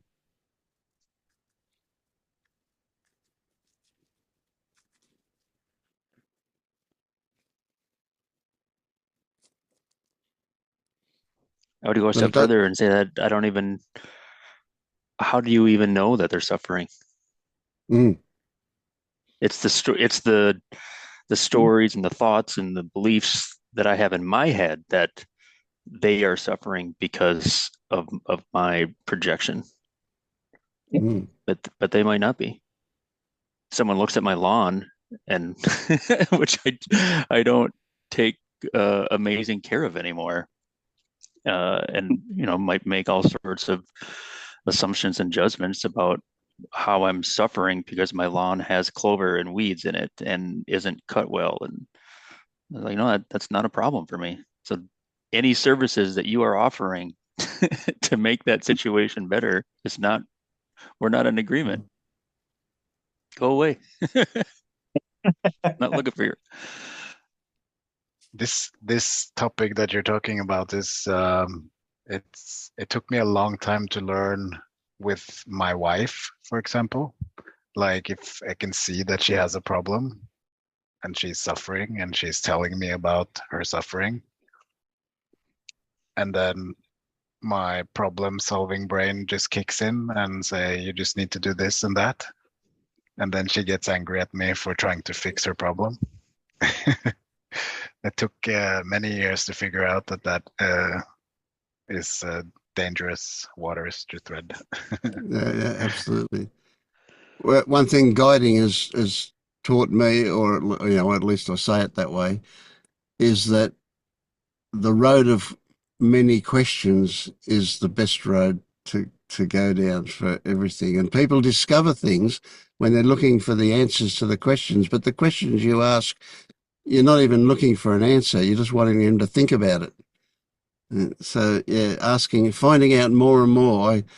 Especially here, I find that I'm curious and interested in what people's experience is, and I'm asking about them, and I'm asking about them, and I keep asking, and I sometimes think, actually, I thought it with you a bit earlier. Am I just being too intrusive here, asking too many questions?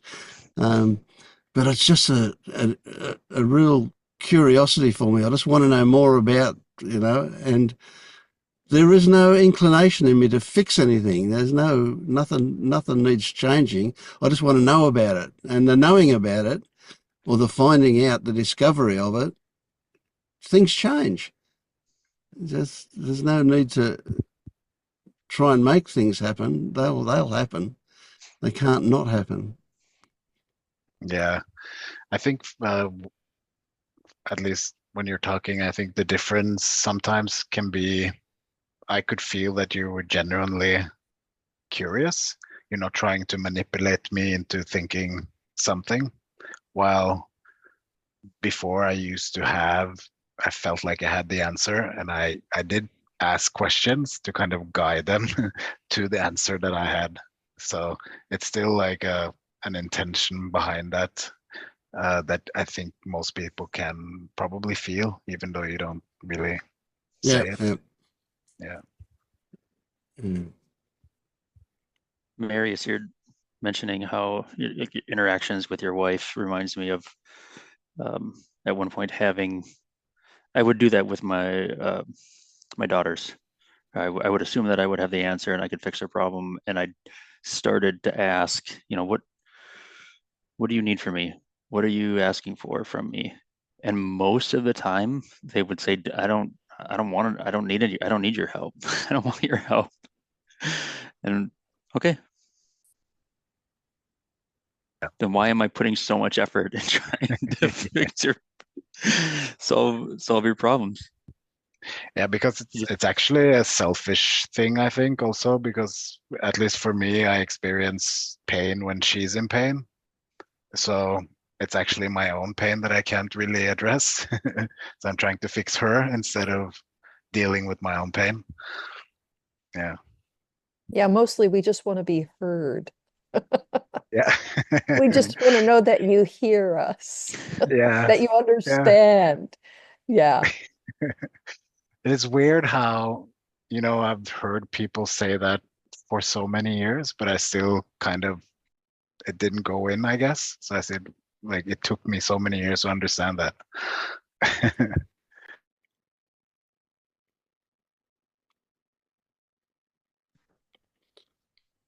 Wow, Irene, you just meant the notion of like feeling sensations just want to be felt, and that's all you need to do is just experience them. I just tied that to when someone is sharing something with me. It just, if it's not heard, nothing else will matter, but just hearing it and listening. I mean, hearing is not just hearing. Hearing is obviously there's a connection, like as if a connection is something more than, well, it is something more than hearing, but it's even that is not a good word to try and describe. But it gets down to that direct experiencing again that we can miss if we're not focused on it, and that is that feeling of being heard is a really big one.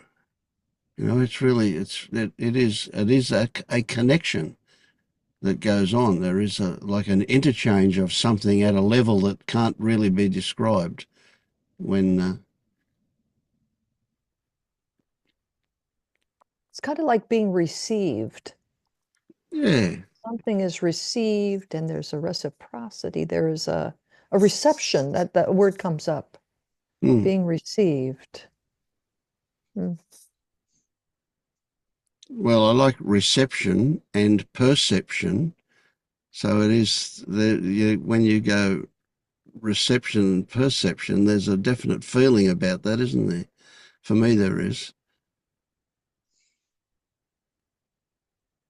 And you're right. It's a kind of a taking in of something. Yeah. Where do you think that there need is a comes felt from? Oh, sorry, Irene. No, go ahead. I was just wondering where, because it seems like it's a need that most or maybe everyone has. So I was just wondering where that need comes from.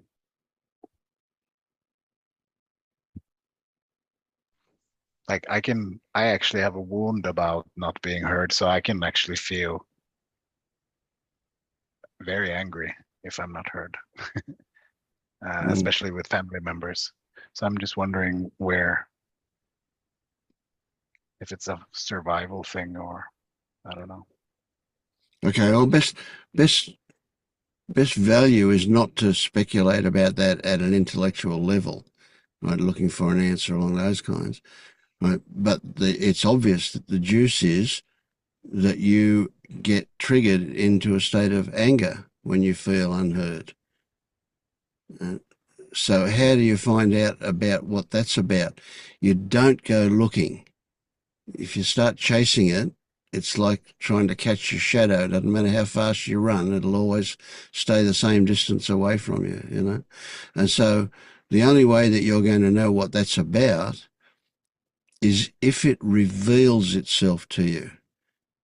And it will reveal itself when it feels, I mean, this sounds silly, when it feels safe, right? When there is no longer a need to be defensive about that. Now, in this case, defensiveness can be about avoidance or distraction from what's really going on. So the juice is, I don't feel heard, and then an emotion can get triggered as a result of that feeling.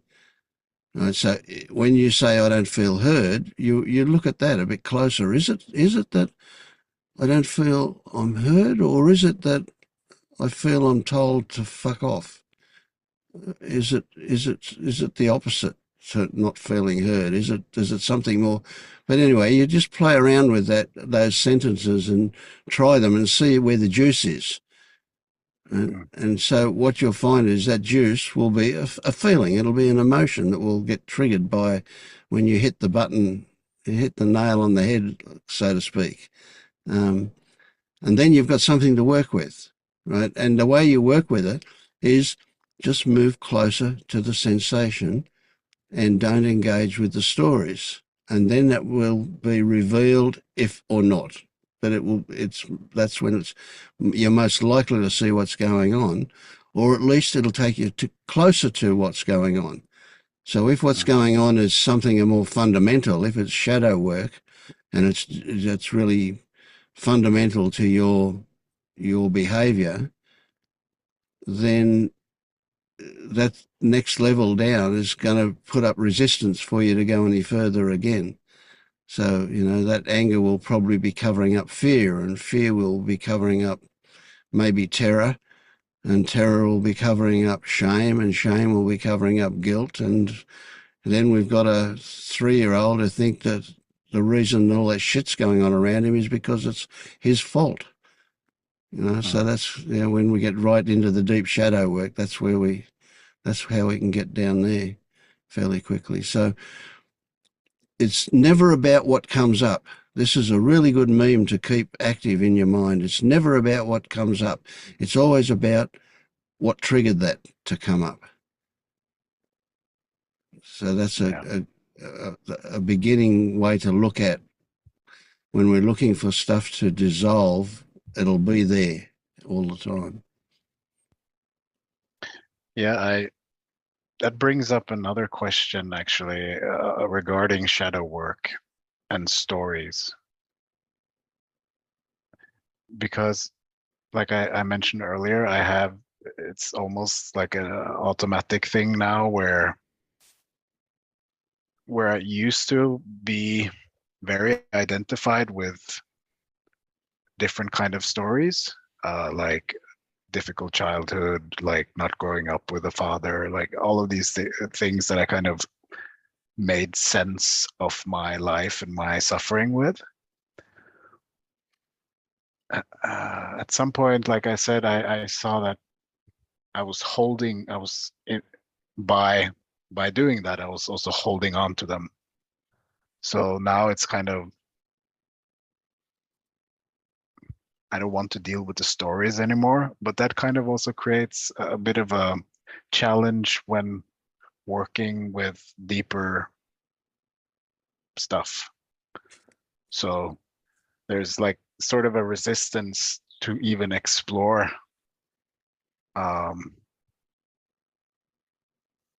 beliefs that has a story in a way. Do you know what I mean? So I guess my question is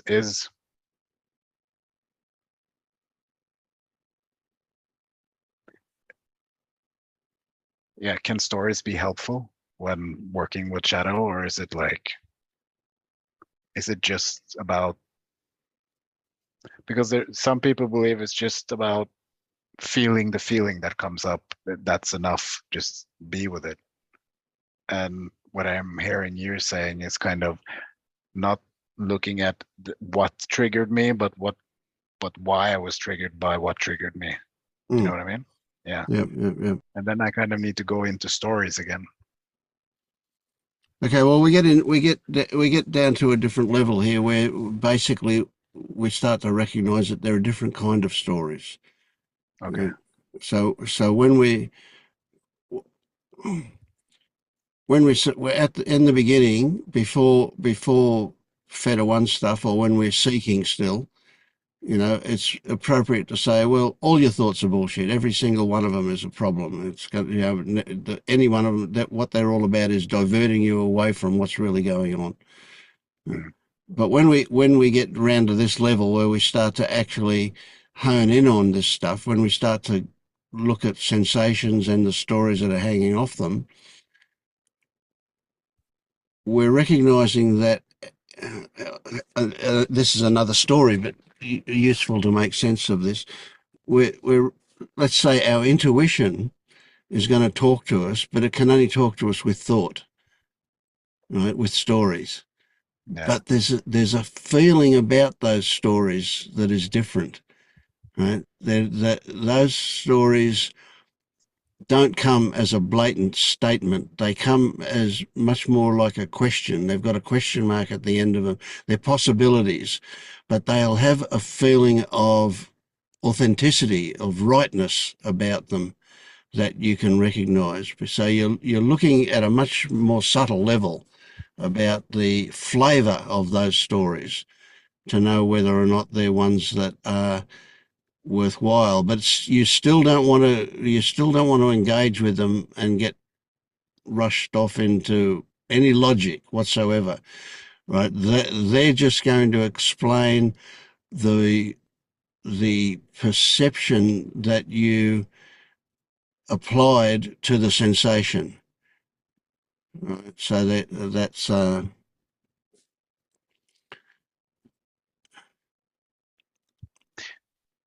So it's kind of like a glimpse of the story to kind of understand what it's about and then just let it go. yeah. I came up with a great analogy the other day that I thought was a way of looking at this. And so, imagine that a thought comes kind of out of nowhere, and it's floating past, and it catches our attention. It's almost like what you can do is you can see it as a book, and you can notice the title of the book, which is what the story is about. The thought is about that, what's behind the title, right? But in fact, you could, if you engage with it, then all of a sudden you're involved in what's inside the book, all the words and all the descriptions going on there. So what you can do is, and I find this is a great analogy for what my experience is about thoughts. I wouldn't say that I don't have thoughts, although I'm not sure about that, but essentially I kind of feel like thoughts are going on constantly in the background, but I pay no attention to them. But when I'm doing this particular kind of exercise where I'm attempting to get closer to the sensation, then I'll notice the title of the book, but not open the cover and start reading, kind of thing. So that's a way of looking at it. Yeah, it's a good useful. analogy. Yeah. Okay. And it's those stories that make the sensation into fear or excitement, for example, with the same sensation. Right? But then there's another thing that goes on that is frequent, and that is that it appears that the sensation can validate the story. And so you get a certain story turns up, and the feeling that you get about that will seem to say, yes, it's right. See that? It's true. Yeah. And that's the stickiness, the connection between the story and the sensation. So if you get into looking at the details of that sensation, you'll very quickly recognize that there is no instruction or information in the sensation. That all comes from the stories that are hanging off it.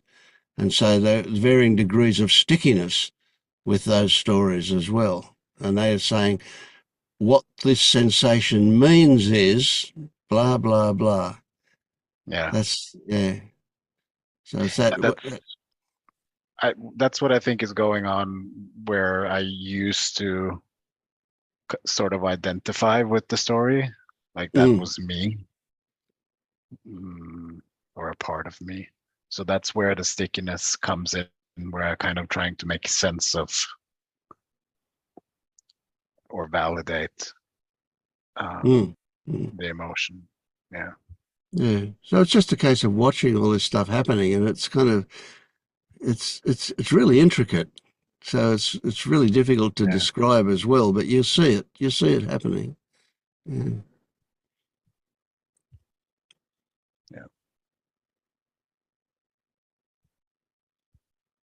So you're at the point where you can start to recognize that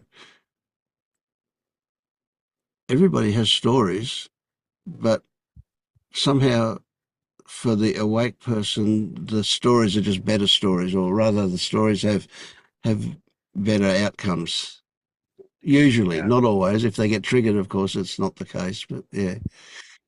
But even that can have a good outcome in the sense that, yeah, we can recognise it as an opportunity to look at what's going on underneath. Yeah.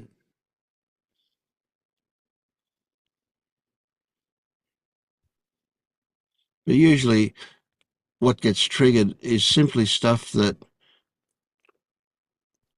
we didn't know was there because it was pretty well hidden, not hidden in an active way, but it was unnoticeable. It was probably, it could be that it was just too ordinary. It was taken for granted and not noticed until something triggers, and then we go, oh, look at that sitting on. You know, there's a belief there about such and such, and so you recognise it, and then that won't happen anymore. You know, it might happen a couple of times, but essentially it'll just go away because it's no longer got any juice, because it's seen.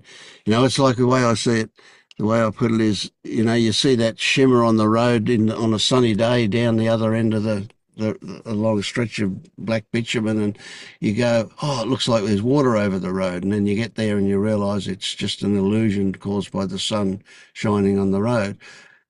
And the next time you go along that same road at that same time, you might go, yeah, it looks like water, you know.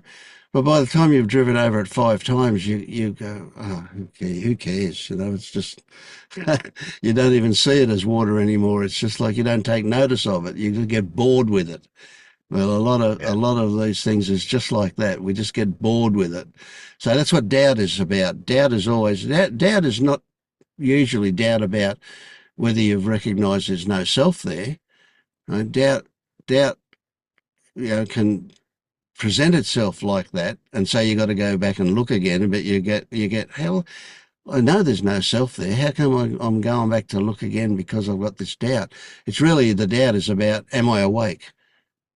Yeah. And of course, that's that crazy question that won't be there when you're actually awake, because you go, oh, that's a load of bullshit. You know, why would I even think like that?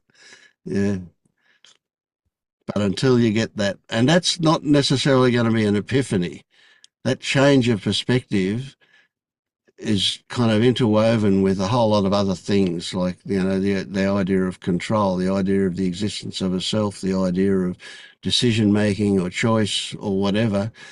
And it's not like, because we say, well, we don't really make choices, it's like choices happen, apparently. It's just that I'm not the prime participant in that. You know, I might only play a little part in that choice that turns up. But Yeah. the reality is, I see that the way it happened had to be the way it happened, because that's what all the circumstances were directing us to. So it's that perception again, always that perception. So it's like, okay, well, we've got stories, we've just got better stories. You know, they don't cause problems anymore. Yeah.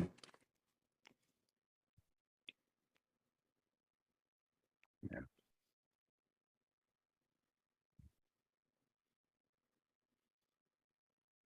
It's like the question, if I've got a belief and then something happens and I no longer have that belief, have I replaced it with another belief, or is there just an absence of belief? You can only consider that in your experience. Mhm.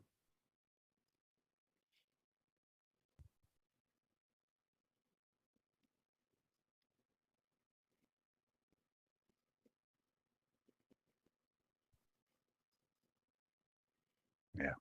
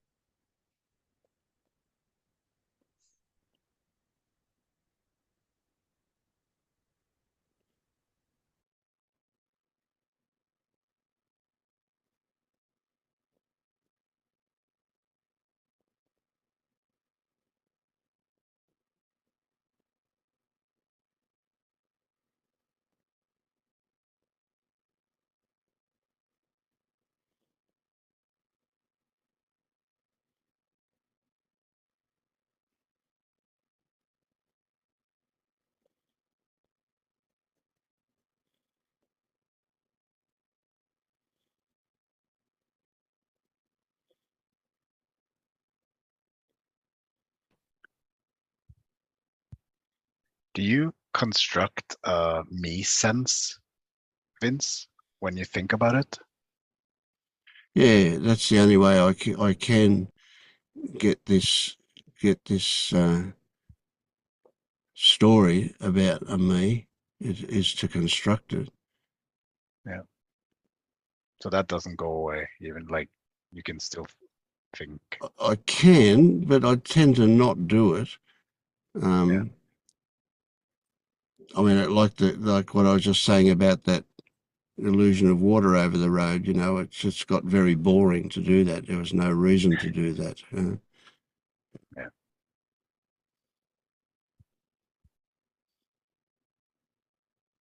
But it's clear that the only way I can get that is to construct a story. You know, I have to start going, well, I did this and I did that, and every one of those rings hollow as well. So that kind of makes it tricky.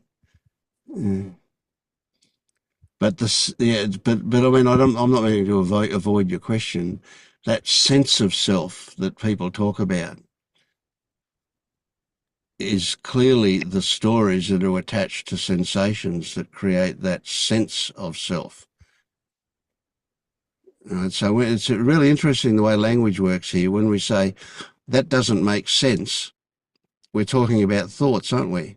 But yet we use the word sense, which are the physical senses. And so we don't say it doesn't make sense. It's kind of a bit of an oxymoron, isn't it, in a way? It's a funny one.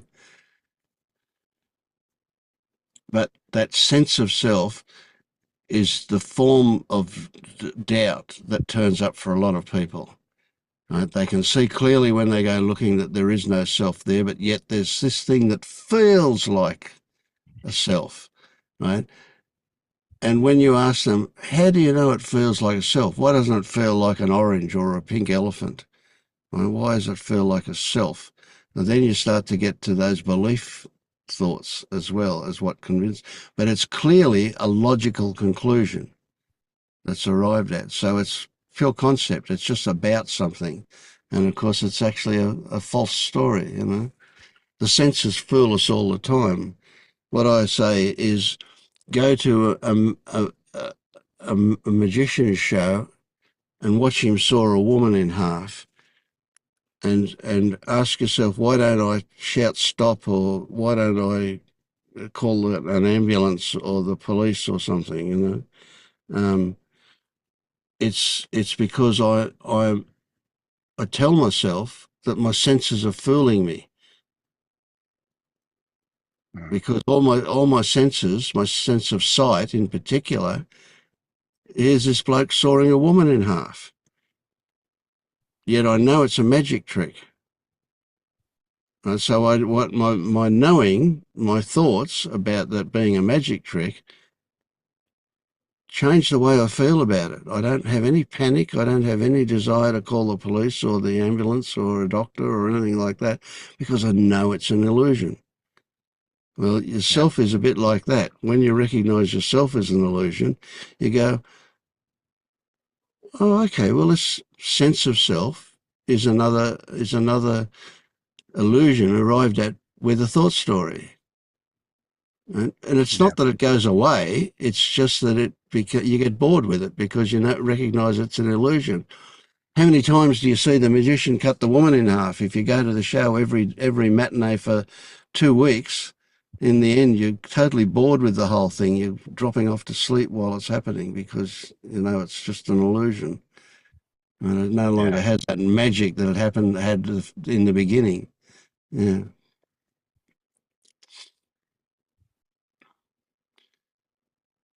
Yeah. It seems like it's only a problem when I look for it. And if I look deeper, I cannot find it. So it's like a superficial looking. Yeah. Yeah. Yeah. Well, let me tell you, you are probably pretty close to the point where you'll go, why bother with this? I've got better things to do. Yeah. Yeah. I feel like I'm almost there already. Yeah. I think you are. Yeah. Uh, uh, well, Venus, for me, it's rather the sense of self is like a phantom hand. It's like I can see there is no hand, but I sense it. Yes, yeah. And if I sense pain in this phantom hand, then there is still suffering. So when you sense it, there is for you this story that validates it. Your sensing of it validates it. So it does exist because you sense it. Is that accurate? No, it does not exist, but the sense of it exists. Yeah. Okay. So you recognize it as something else, something unexplainable. Maybe you could call it an illusion, because it seems to be something real, even though there is no evidence that it's real. Or are you saying it is real, even though? Well, Even the sense is actual. Yes, no, yes, no, yes, no. It's not the sense that is actual. There are sensations, but what you're saying is actual is your interpretation of those sensations, is it not? So you're saying that sensation means something.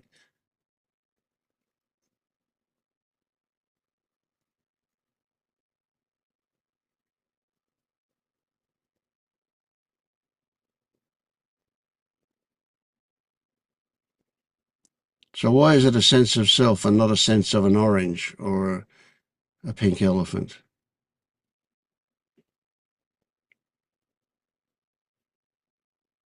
Oh, that is a part that I really don't get. It's how it is a sense, and we the people has agreed to call this particular sense I.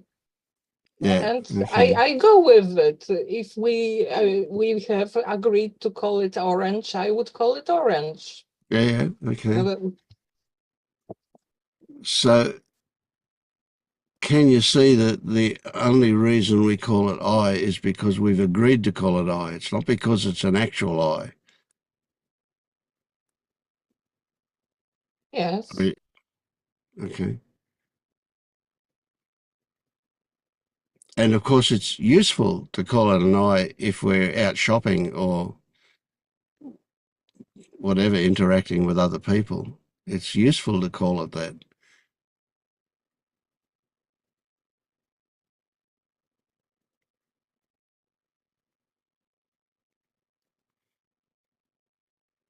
But the question is, do you believe it's that there's an entity running the show that's associated with that? I have no idea what it is. Yes. Is there an entity? How would I know? Yes.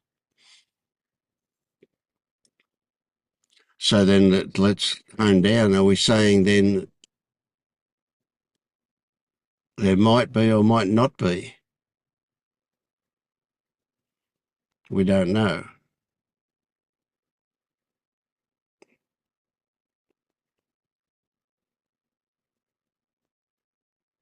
It's like with a phantom hand. All I know is that I feel a phantom hand. I don't know. Maybe there is some kind of astral body that I'm feeling. Sure. Huh? Who knows? What you know is that you feel something you feel a sensation that you don't know what the cause of that is. That would be the only accurate way you could talk about it, isn't it?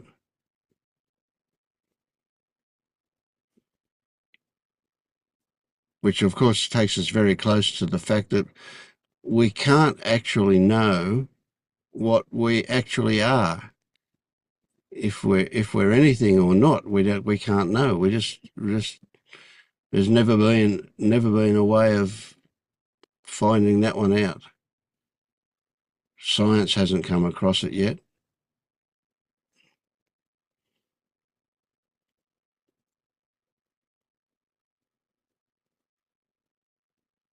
And maybe it's a stretch too far to say that not only can't we know, but that it is unknowable. It seems convenient if it's not going too far to say that. So the consequence of that is, why bother to even think about it? Why bother to even engage with that idea of maybe we are, maybe we're not something, and what would it be if we are, and what can we know Well, and what can't we know? It's a waste of time, isn't it? well, if my phantom hand has pain, then it's hard not to think about it. Yeah, if it's happening, yeah, for sure. Okay.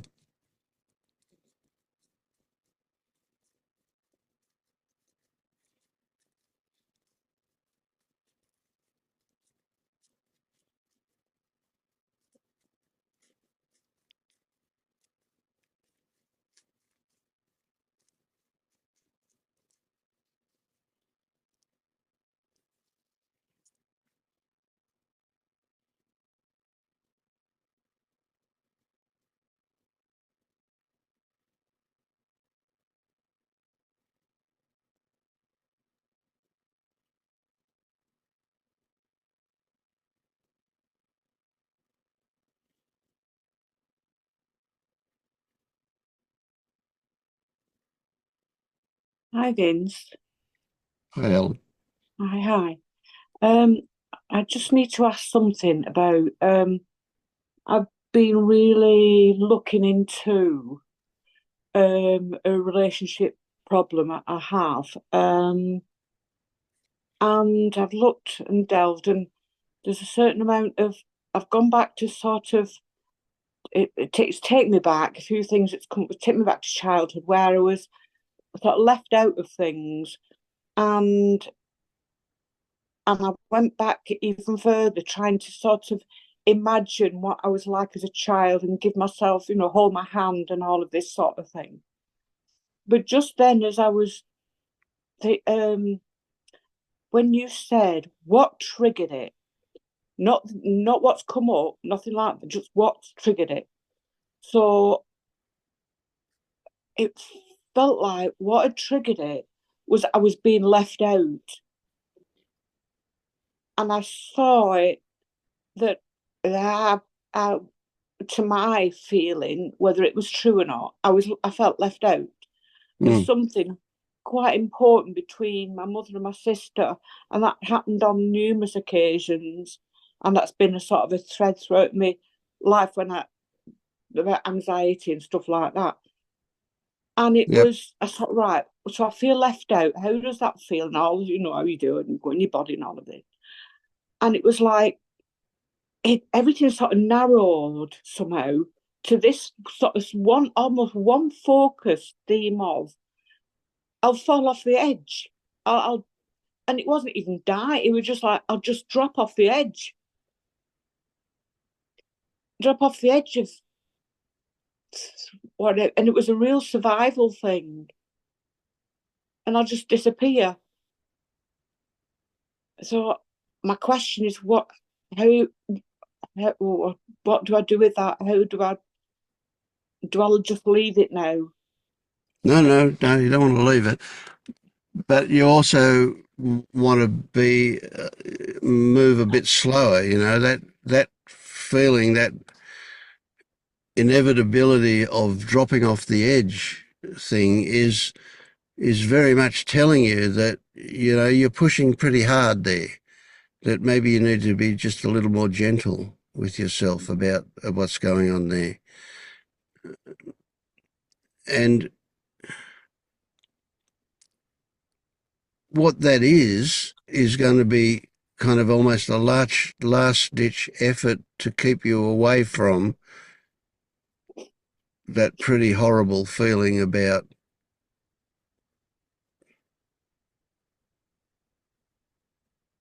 what would you call it? Would you call it abandoned? Abandoned. Yeah, I was just I said it at the same time as you did. It's abandoned. Yeah. Yeah. And I see myself left in a corner, dirty and shamed and just totally abandoned. Yeah, abandoned. Mm. So what do I do now with that? How do I go forward? Oh, you just you want to embrace it.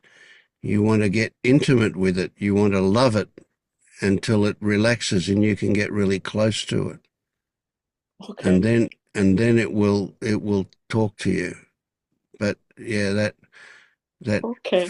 and it's all feeling. It's all about feeling that young Helen who's taken that on into herself, not just onto herself.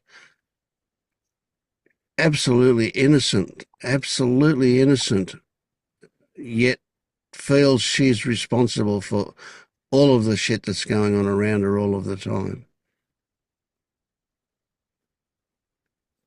And only with that love and acceptance can you get close enough to that for it to dissolve, to dissipate,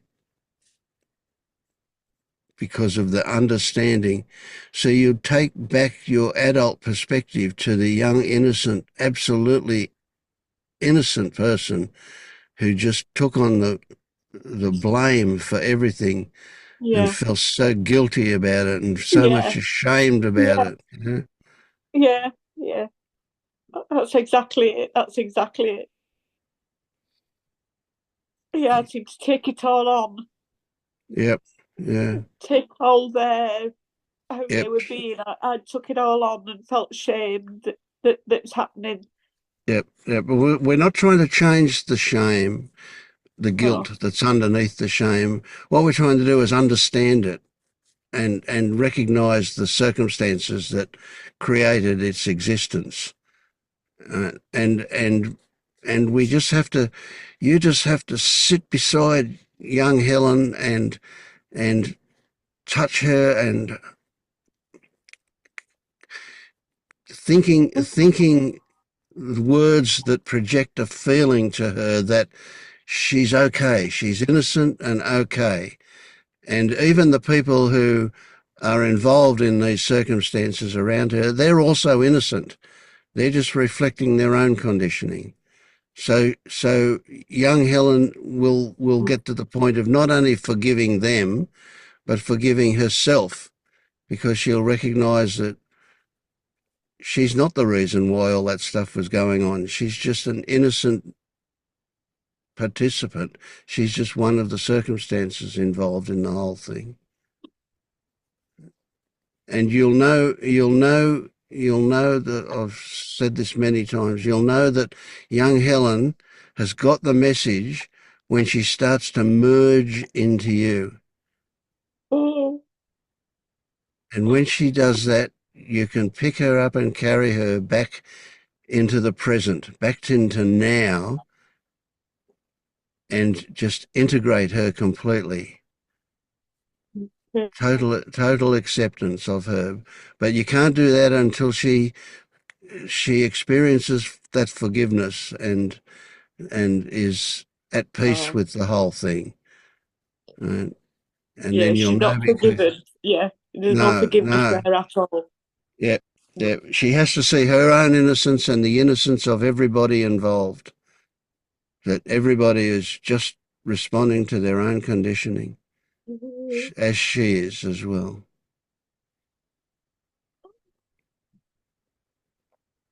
Right, thank you. Yeah, I will Yeah, I will sit with that. There's no forgiveness, but I understand what you mean. Yeah. Mm. I actually started to, I got the idea that I wanted to make a meditation on this particular one, that technique of going back to the young person and doing that. And I wanted that. I had the idea. I've got an article here that I read about the incredible state of not being awake or asleep. As we go off to sleep, there is that period where we're in no man's land. We're not awake and we're not asleep. And that time, if you were to listen to a meditation that you could go back to young Helen and just sit with her and feed her emotion, positive emotion about how innocent she was. That just is such a powerful, absolutely powerful thing, and doing it at that time. So if you do that as you go off to sleep, that's incredibly powerful stuff. Yeah. Okay.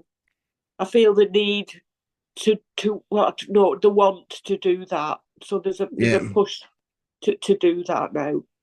Yeah, great. Yeah. Thank you. Thank you. And it's all about feeling. Just remember that. It's all about what you feel and the feeling that you share with young Helen and back from her as well. So yeah, just focus on the feeling. Yeah. Yeah. Thank you.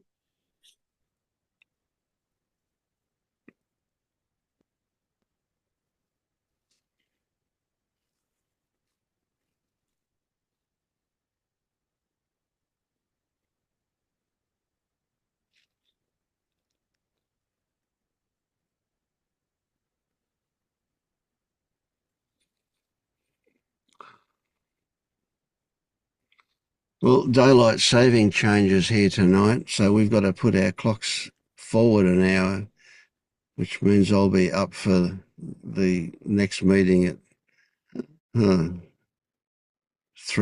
a.m. So, and it's 11:30, so it's not midnight, but yeah. So, but maybe we'll have an early one tonight, eh? Unless somebody's got something else they want to bring up.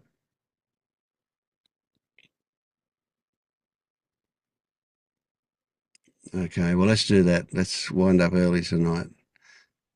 And Thanks, everyone. Thank you, Vince. Thank you, everyone. Thank you, Vince. Thanks, everybody. Appreciate everybody here. Thank you. Thanks, everyone. Yeah. Bye.